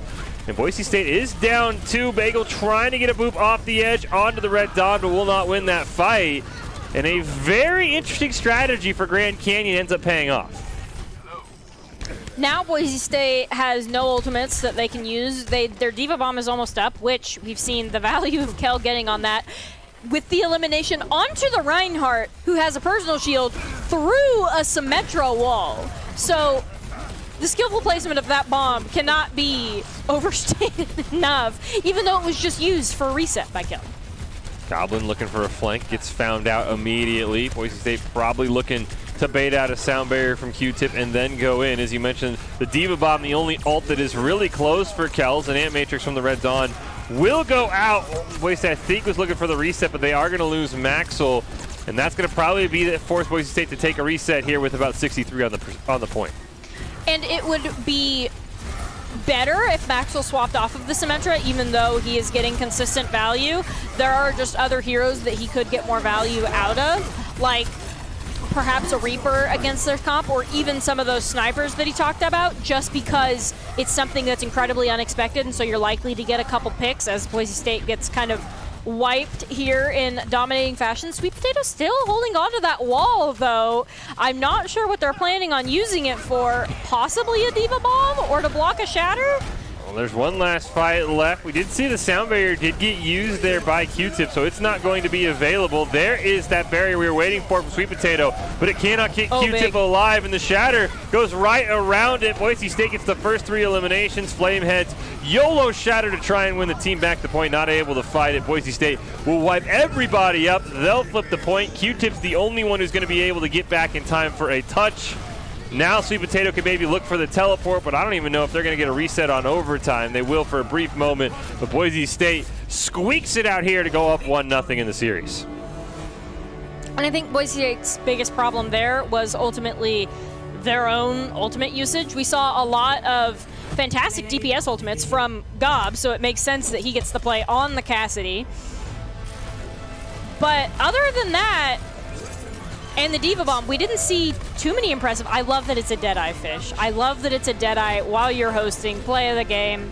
They did just buff it. It was so bad that it needed a buff, which, you know, I guess goes to maybe I knew what I was talking about. We'll never know. But as we prepare, we got to take a quick break. Real quickly, D'Angelo, your quick thoughts on what went well for Boise State on that map.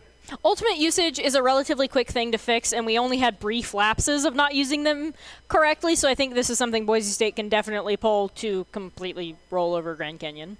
Well, we are going to take a quick break. We'll be back with Hybrid. Can Boise State go up 2-0? Or maybe Grand Canyon can fight back here in a battle for first place in the last week of the NACE regular season. It's all coming up after this short break.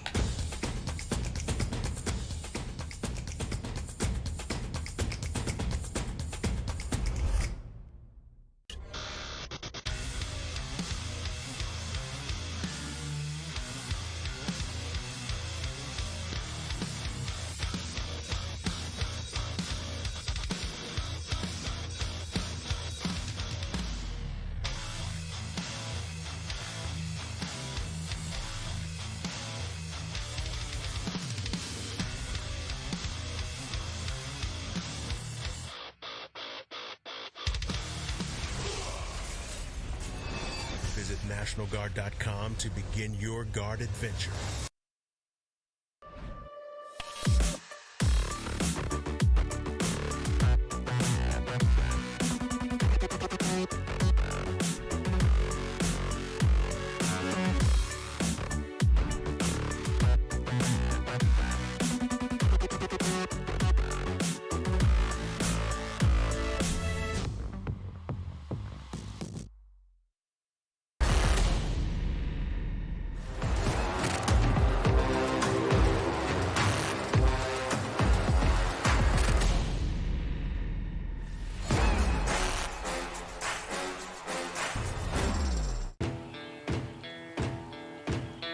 Here are a couple lessons I've learned over the years. Friendships come in all shapes and sizes. And always buckle up. Seatbelts save lives. That's a rule we can all live by.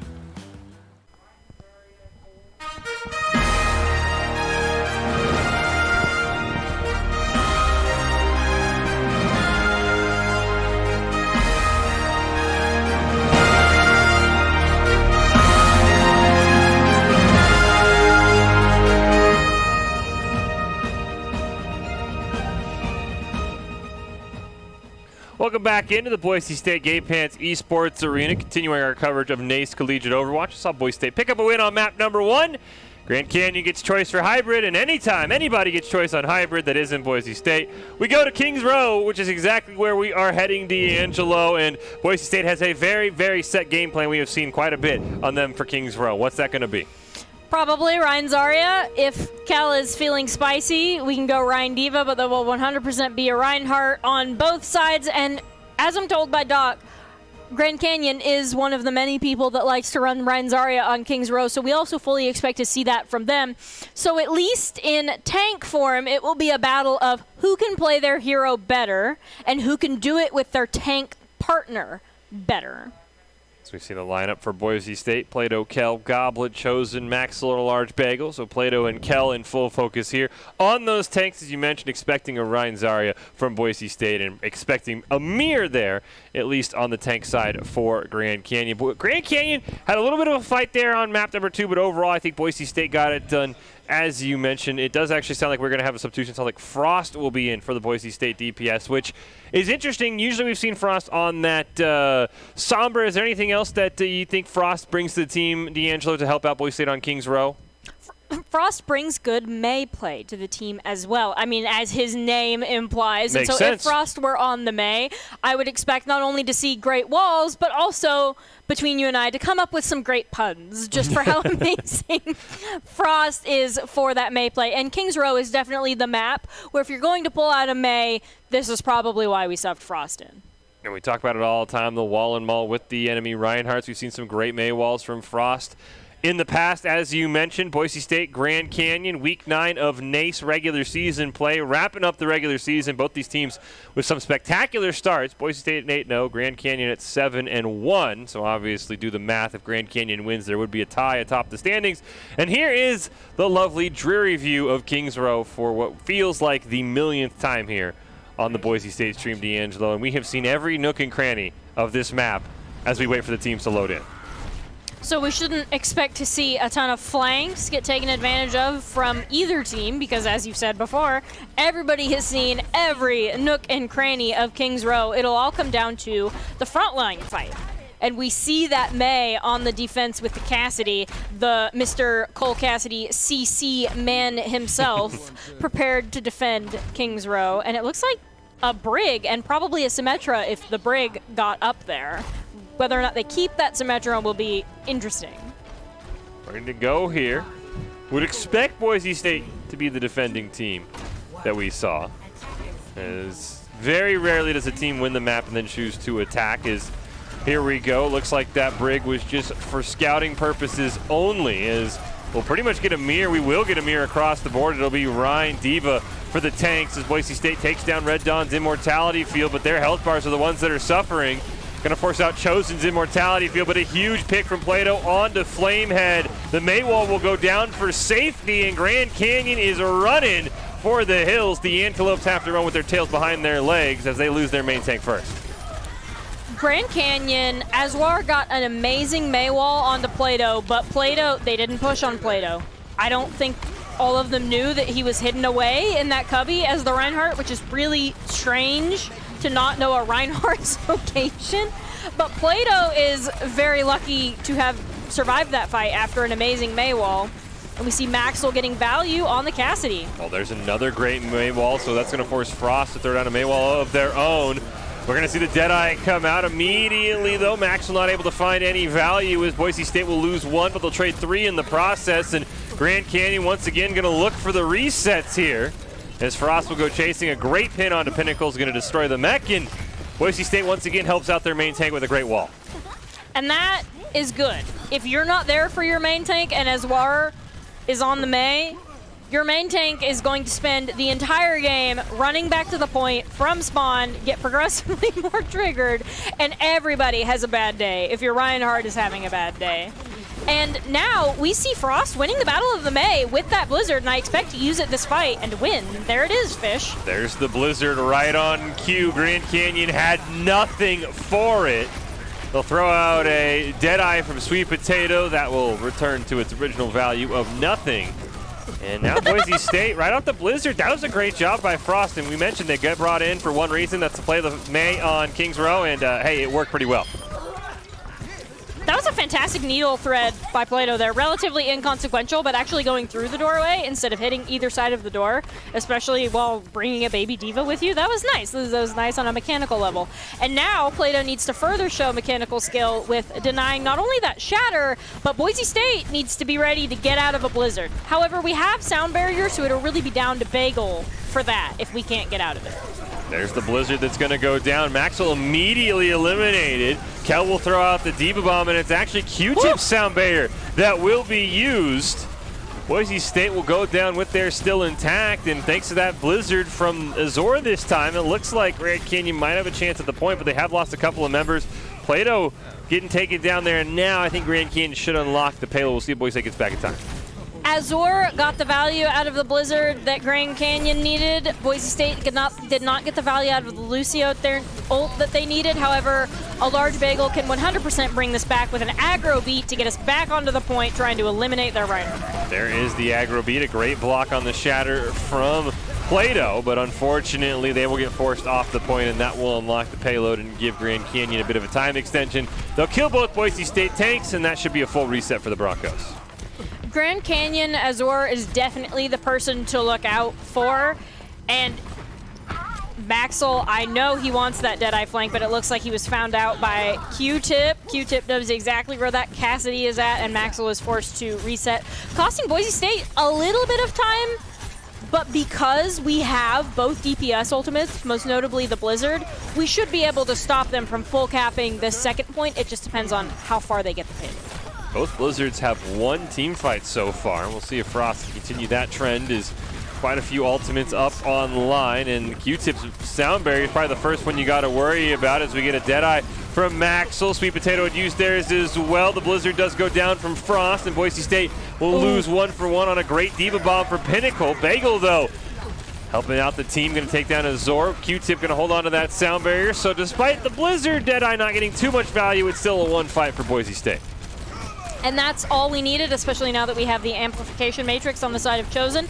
Anytime Grand Canyon tries to approach, they're going to be doing so into a massive amount of damage that nothing can sustain through. Chosen knows that. That's why he's doing that little emote there that we got to see. However, Boise State is not out of the woods yet. We really need to watch out for Azor charging his Blizzard mid-fight and probably going to use it as soon as he pops it. Red Dawn's the first one to use their Ant Matrix, and Maywall from Frost will at least block off part of it. And we basically see the same thing. Boise State will drop their Ant Matrix. It's going to force out the Immortality Field and the Maywall from Grand Canyon, and they're just going to full retreat and wait for those cooldowns to come right back up. Another great Maywall. There is Azor's Blizzard, a sound barrier from Q-Tip. Grand Canyon wants to go aggro, and Boise State support's able to help sustain through that. Diva Bomb's going to go off from Kel, not able to find anything but at least zone out some of Grand Canyon, and leave Pinnacle all alone.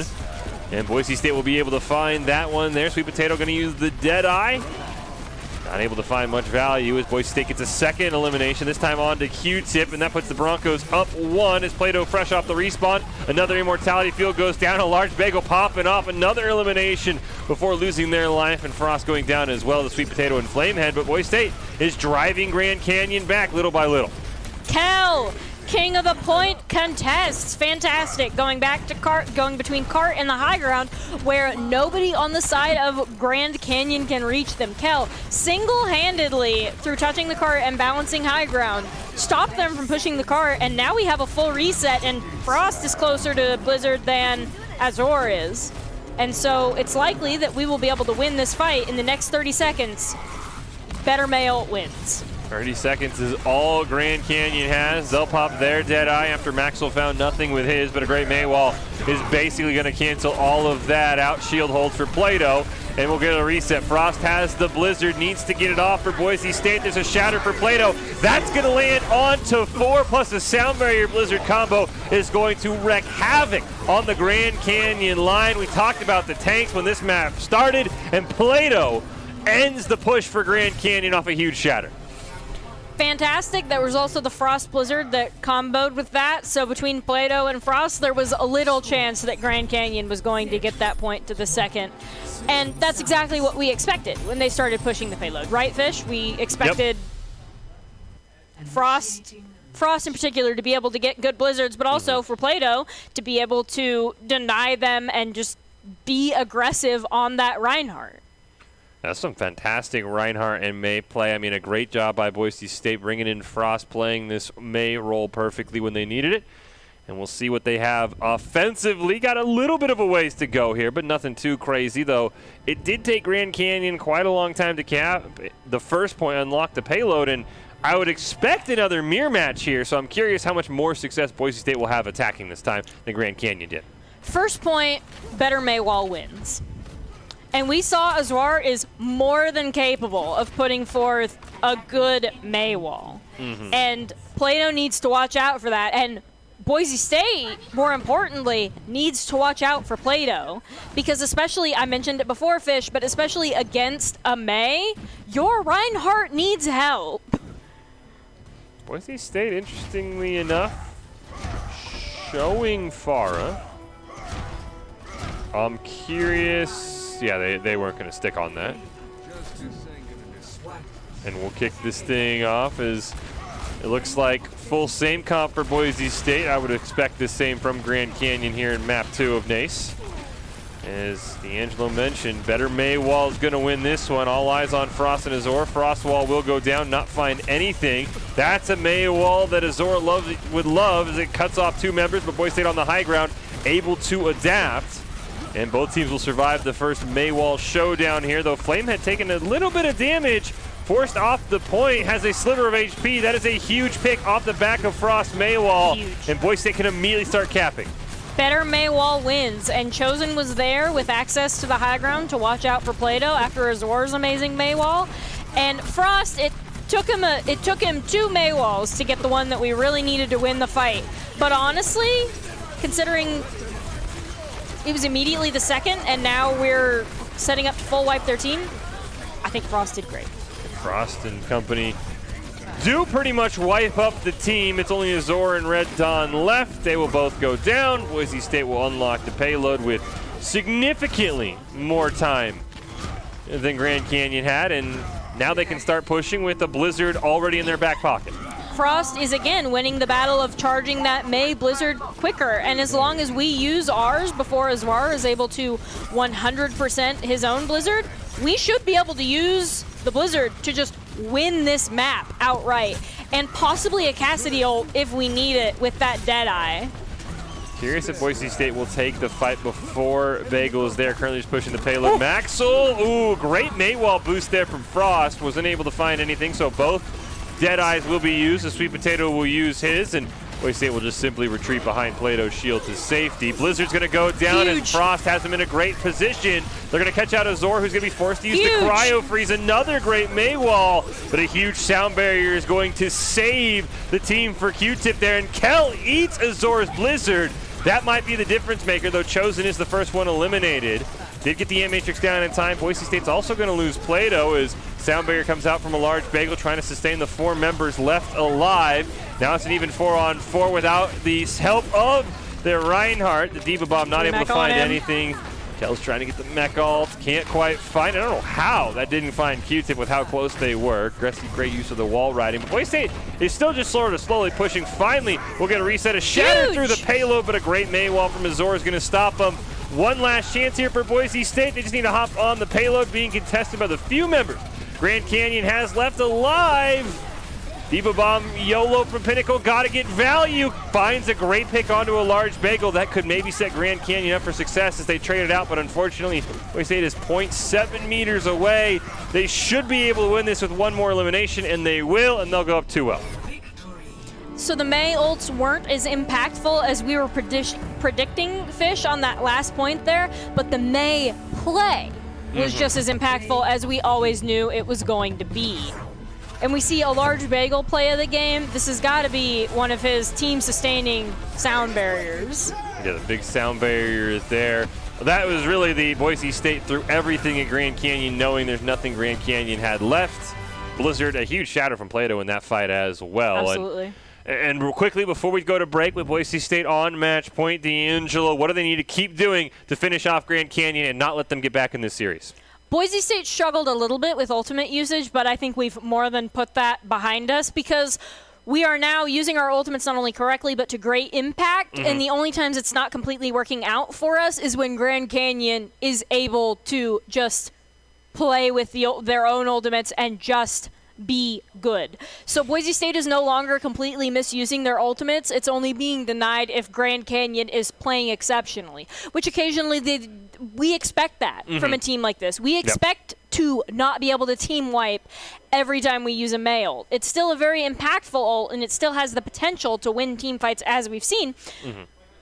But Grand Canyon and Boise State are both able to subvert them. Yeah, as you mentioned, it wasn't Mei ults that won the last fight. It was Mei play. Well, we'll take a quick break. We'll be back with map number 3. Can Grand Canyon claw back into the series on Escort, or will Boise State wrap up the NACE regular season undefeated? Find out after this short break.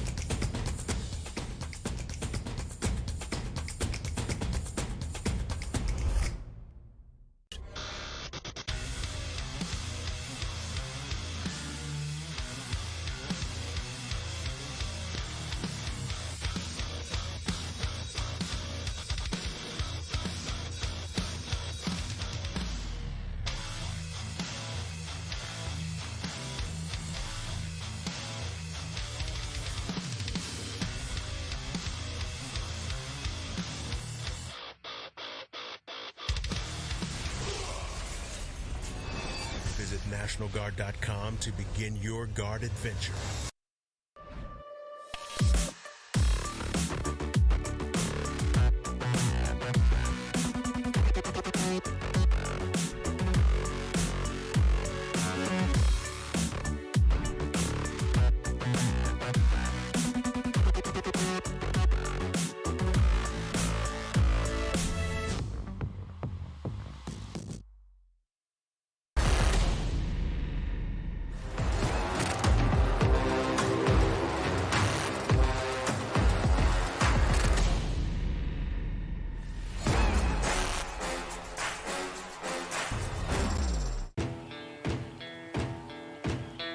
Here are a couple lessons I've learned over the years. Friendships come in all shapes and sizes. And always buckle up. Seatbelts save lives. That's a rule we can all live by.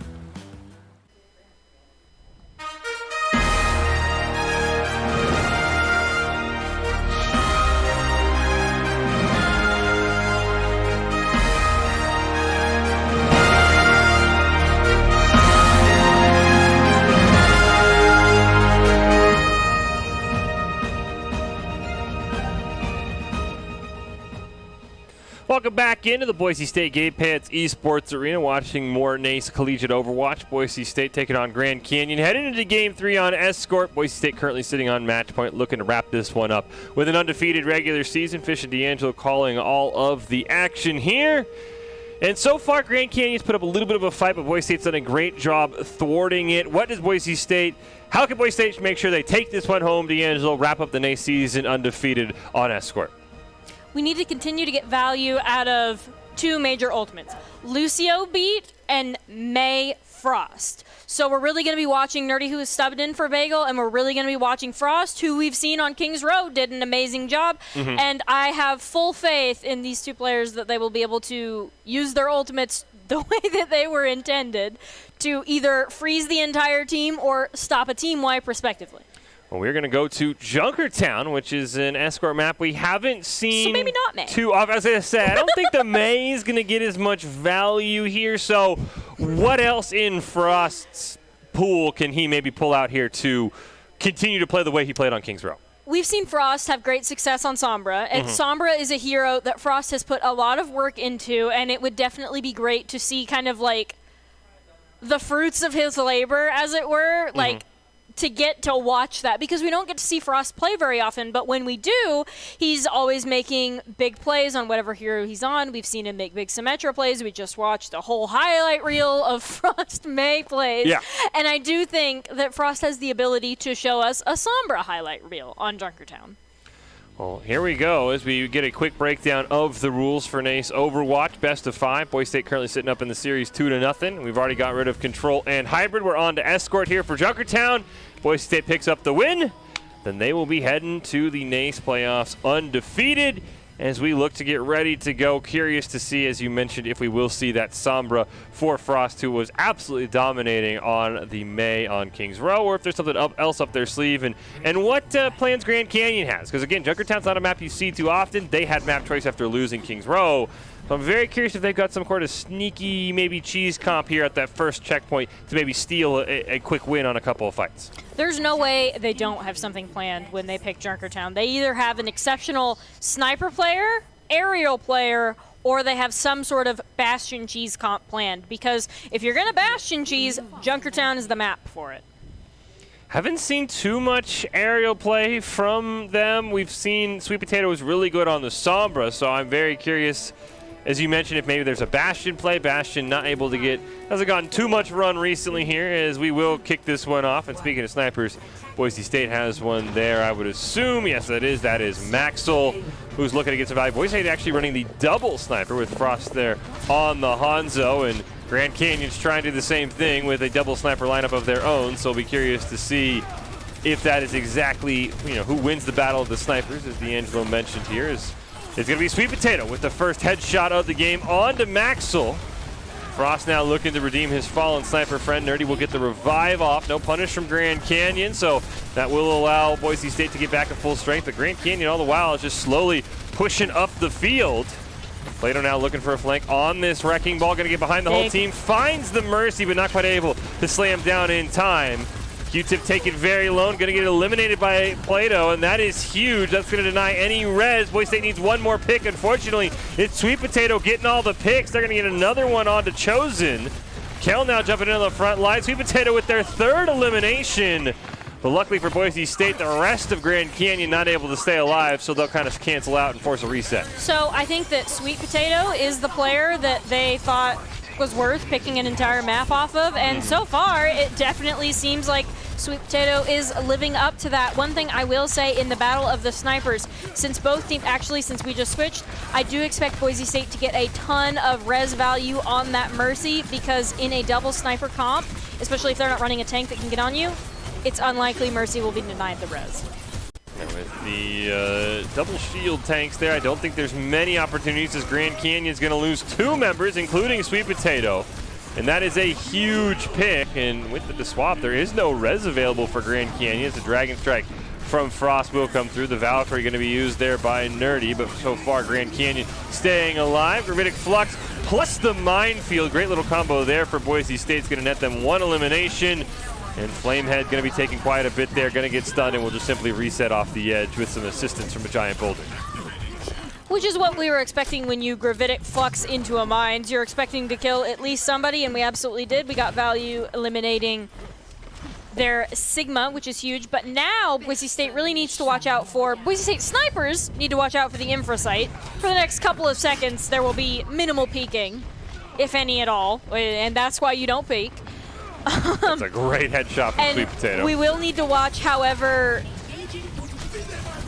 Boise State went for the res there, and that was a great punish by Grand Canyon, not only eliminating Nerdy, but also taking down Chosen. So now Boise State will be without either support and a Transcendence. Plato just trying to buy time, getting some healing packs, but I don't think Boise State's going to have an ability to deny this first capture here from Grand Canyon. I think that peeking the Widowmaker while she had infrasight was a bad idea, and Boise State is seeing exactly why, as we desperately try to contest the point. Transcendence going to be used there. Gravitic Flux from Pinnacle is going to force everybody off the point and allow Grand Canyon to capture it and start moving right along. Maxwell will get a double headshot there. Okay, Maxwell. Until getting taken out by Azor, but at least going to slow down Grand Canyon's push for a few moments. Boise State should have just let them have that and reset on the second point high ground, and let me tell you why. Boise State has a double sniper comp, and we have the Mercy to back up the double sniper, as well as a Sigma to give them shields. There is no reason we should not have been a little bit more patient and just waited for them to come to us and approach our snipers. Here the rally come out from Q-Tip there. Plato not quite able to make it away, but they do take down Sweet Potato, the MVP of the team, which should open up the back lines a little bit more for Boise State, as Kel now has to be careful. Gravitic Flux going to come up. They're able to catch out the enemy Sigma, who will get taken down. That is a huge stop there. Kel picking up another elimination. And that's going to stop the push for Grand Canyon right in front of that second checkpoint. Kel won the battle of the Sigmas, and unfortunately, Nerdy Bird was the price, but considering they're on Mercy, they will be back quickly, likely before Grand Canyon even has the chance to show their faces for a real push. Plato, go ahead and flex on everybody for us with that ball play. That was great, and I fully expect him to do that and drop mines on them if they try to push. And he's still in a great position to do exactly that because they're still going just beneath us. Minefield, ooh, nice stun on the Plato, forced to roll away. And there is the minefield that will come down. Boise State not quite able to find an elimination yet. And now Plato just taking so much damage, ends up line of sighting his healers, and that's going to be an elimination onto the Wrecking Ball. Boise State would have the revive if Nerdy's able to get there, though unfortunately Grand Canyon is camping the corpse. Very well played. Frost and his sniper friend Maxwell combined for a couple eliminations. There's Kel with 2 more on the Sigma. And Plato just trades out his life, but it's another reset for Grand Canyon. Plato was the price this time, but much like Nerdy last time, they will be back before he's already back. Grand Canyon has no time to push while we are still down a member. Nerdy getting a nice revive there onto Kel. Maxwell getting a couple of headshots before being taken out by Flamehead. And Boise State just kind of killing time in front of the spawn. And with a minute left, they just got to be careful. That cart is kind of close. But we only probably have one more fight. We get a couple of swaps for Grand Canyon away from the snipers. We see probably Kel making the decision to like reset and back off of their spawn doors because we were down a couple. So that was a good call by probably Kel because he was the one to do it first.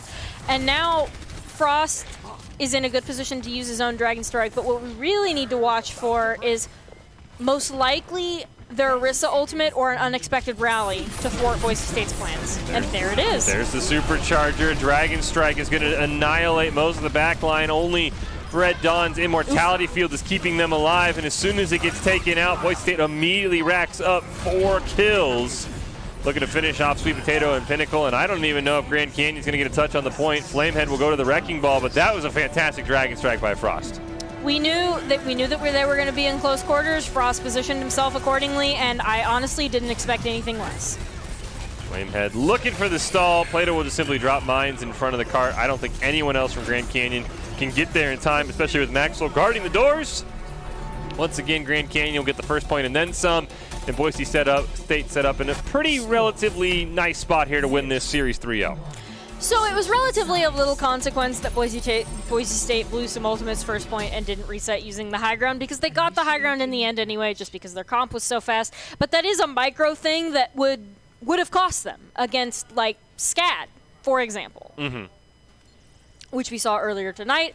I think the Battle of the Snipers is incredibly interesting, and we've also seen some big plays made off of the backs of both snipers. With Sweet Potato on the Widowmaker with the Infrasight single-handedly causing the eliminations of both Boise State supports and handing them first point. And then we've seen Maxwell pop off and get 3K headshot kills multiple times throughout the map, which honestly we didn't expect anything less from Maxwell. We know he's a competent hit scan. They picked their map based off of Sweet Potato, and I don't think they truly understood the terror that would be facing them in Maxwell on the Widowmaker. Else they might not have picked Junkertown. I'm curious if we'll get another sniper battle or if Boise State or Grand Canyon will opt for a bit of a change here with Grand Canyon defending, facing match point. It doesn't look like it, at least for right now, as we see pretty much the same comp for Boise State. Payload starting to be pushed there. Haven't really seen Sweet Potato either. And no, Sweet Potato will actually be on the Ash, so a bit of a sniper, but not as menacing as the Widowmaker instant kill headshots can be. Is right now Boise State is just forcing Grand Canyon further and further back, just getting free push on this payload. Still looking for an elimination as some dynamite goes out there. Sweet Potato, as we mentioned, the MVP for Grand Canyon, probably needs to build a quick bomb, but there's Maxwell on the Widowmaker. First early headshot onto the Red Dawn, and we'll see if he can do what Sweet Potato did and get another headshot onto the other support for Grand Canyon. And Sweet Potato taken very low. Azor will fall. Boise State will also lose Chosen on the Zenyatta, but a nice res from Nerdy will allow Boise State to continue pushing as they start to wipe the floor with Grand Canyon's forces. The decision on the side of Grand Canyon to have an Ashe against Hanzo Widow without a Mercy Pocket was a questionable one at best, especially since the Boise State has full Mercy Pocket and a ball that can be in your back line. I understand wanting to swap to the Ashe. She has a much more offensive ultimate than, say, Infrasight, which is mostly just a utility ultimate. But you really, if you want to go toe-to-toe with other snipers, you need a Mercy on Junkertown. Well, speaking of snipers, I don't know if it's the Wow. breakdown, but Q-Tip is popping off on this Ana. Got a huge ante. Boise State will at least get one revive, and they will capture the first point. And as soon as they all regroup as a team, Boise State immediately picks up a couple of kills. Q-Tip looking for a last-second stall, and Boise State's probably going to put Grand Canyon in last fight territory based off how this fight is going with a couple more eliminations. We saw that rock, Kel. We saw that rock go up into the window, stunning their Sigma into the elimination. And I just felt that that was important enough to mention over there. I see you. I see the exceptional rock play. We need to watch out for that Doomfist. Don't have to watch out for him if he's in spawn. However, we will need to watch out for that Ashe. And Grand Canyon is going to walk into a mines. Plato is going to mine that room, and they're going to have to figure out how to get past it as soon as Maxwell stops camping their spawn door. Or they're just all going to die. We're really not sure which. As now they walk into the mines, Gravitic Flux combo, this one with a little bit less oomph. As the Nano does go out onto Flamehead, who does not quite have the whole hog available. They are going to lose Nerdy to that Doomfist, but I think Boise State just heavily has the numbers to continue pushing forward, and it appears they do. Dragon Strike will come through. The last remaining members of Grand Canyon, including Bob, will try and stall out this payload. Bob will go down. He was the last bastion of defense, and Boise State will win the map and win the series here and remain undefeated in NACE. I think what it came down to there was Boise State had the individual skill over GCU. I think Sweet Potato was definitely a bright spot for GCU, but I don't think he ultimately... I think he could win the Widow 1v1 against Maxwell occasionally. Yeah. But I do not think that besides that one play where he handed his team first point, which is huge, I do not think that he had the same level of impact that Maxwell in particular had. Boise State ends up victorious here in NACE, and of course, big shout out as well to Esports Tower. You can score pro advice at esportstower.com, improve your game sense, improve your team play, improve your performance under pressure. You can match with great players and professional coaches to help you rank up. Broncos remain undefeated, though easily win their group 9-0. And as we wrap things up here, we move over to our ICCU player of the game. Of course, Maxwell could potentially win 2 in a row, but anyone else that you think might be deserving here of our ICCU player of the game for the NACE battle, D'Angelo?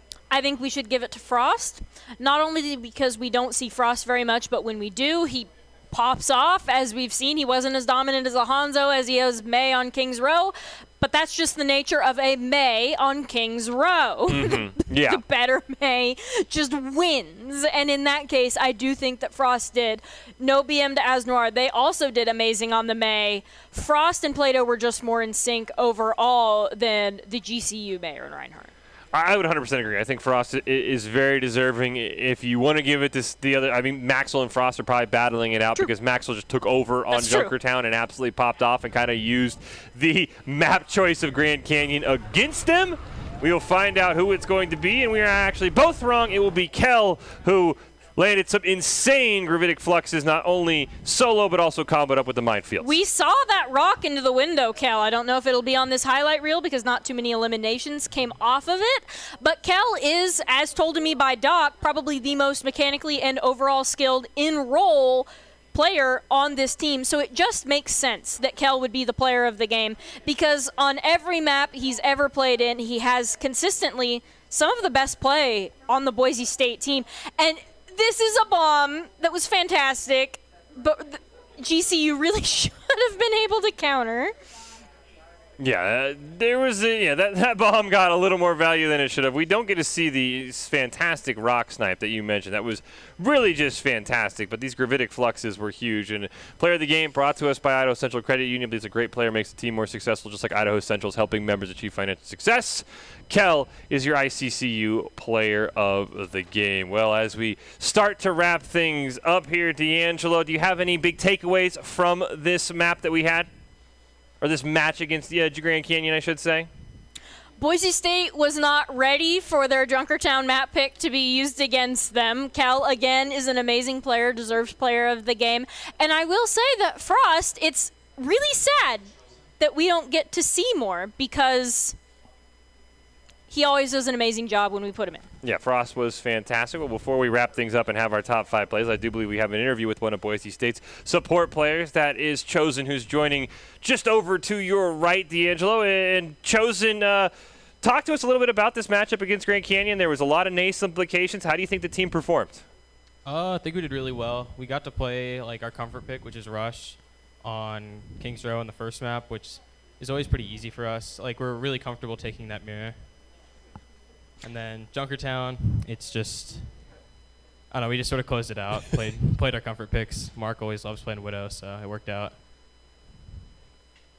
And you on the Baptiste, I would definitely say that there was a little bit of a healer difference between you and the enemy Baptiste, particularly when the Maywalls were involved, because that was huge. You were able to jump. So what level of like prediction goes into that? Like, what's going through your head when you need to be there for Plato because he's cut off from his entire team? Well, the way Plato thinks of it, he's always like, that's his main concern.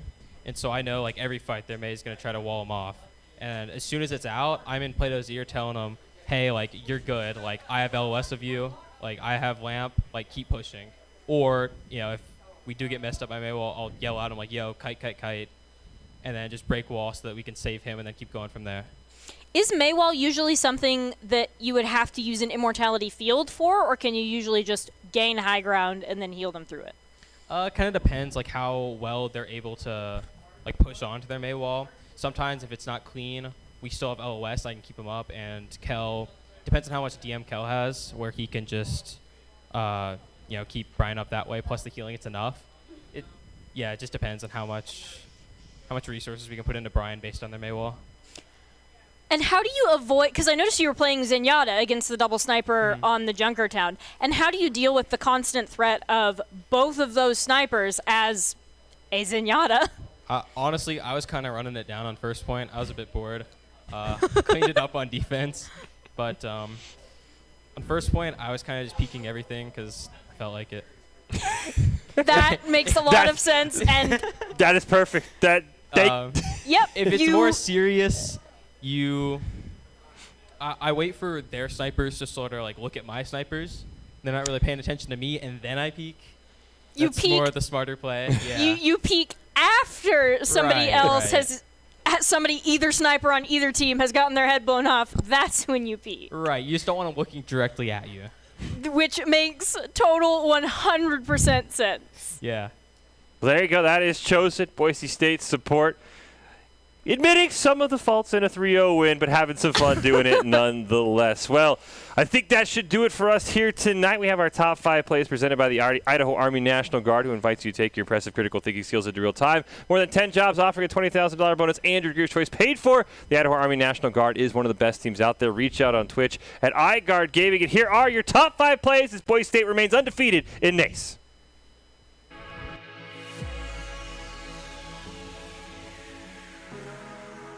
Takes down Red Dawn's Immortality field, but their health bars are the ones that are suffering. Going to force out Chosen's Immortality field, but a huge pick from Plato onto Flamehead. The Maywall will go down for safety, and Grand Canyon is running for the hills. The Antelopes have to run with their tails behind their legs as they lose their main tank first. Grand hit on all of the snipers and hit scan earlier, and now Cal has a Diva Bomb. And we've seen the power of those Diva Bombs. There's a teleport and a huge shatter from Flamehead lands onto 2. Immortality field barely keeps Maxwell alive. There's the Diva Bomb, and just as you predicted, D'Angelo, a double kill for Kel keeps the Broncos. Usage, we saw a lot of fantastic DPS ultimates from Gob, so it makes sense that he gets the play on the Cassidy. But other than that, and the Diva Bomb, we didn't see too many impressive. I love that it's a Deadeye fish. I love that it's a Deadeye while you're hosting play of the game. They did just buff it. We're going to reset. Frost has the Blizzard, needs to get it off for Boise State. There's a Shatter for Plato. That's going to land onto 4, plus a Sound Barrier Blizzard combo is going to wreak havoc on the Grand Canyon line. We talked about the tanks when this map started, and Plato ends the push for Grand Canyon off a huge Shatter.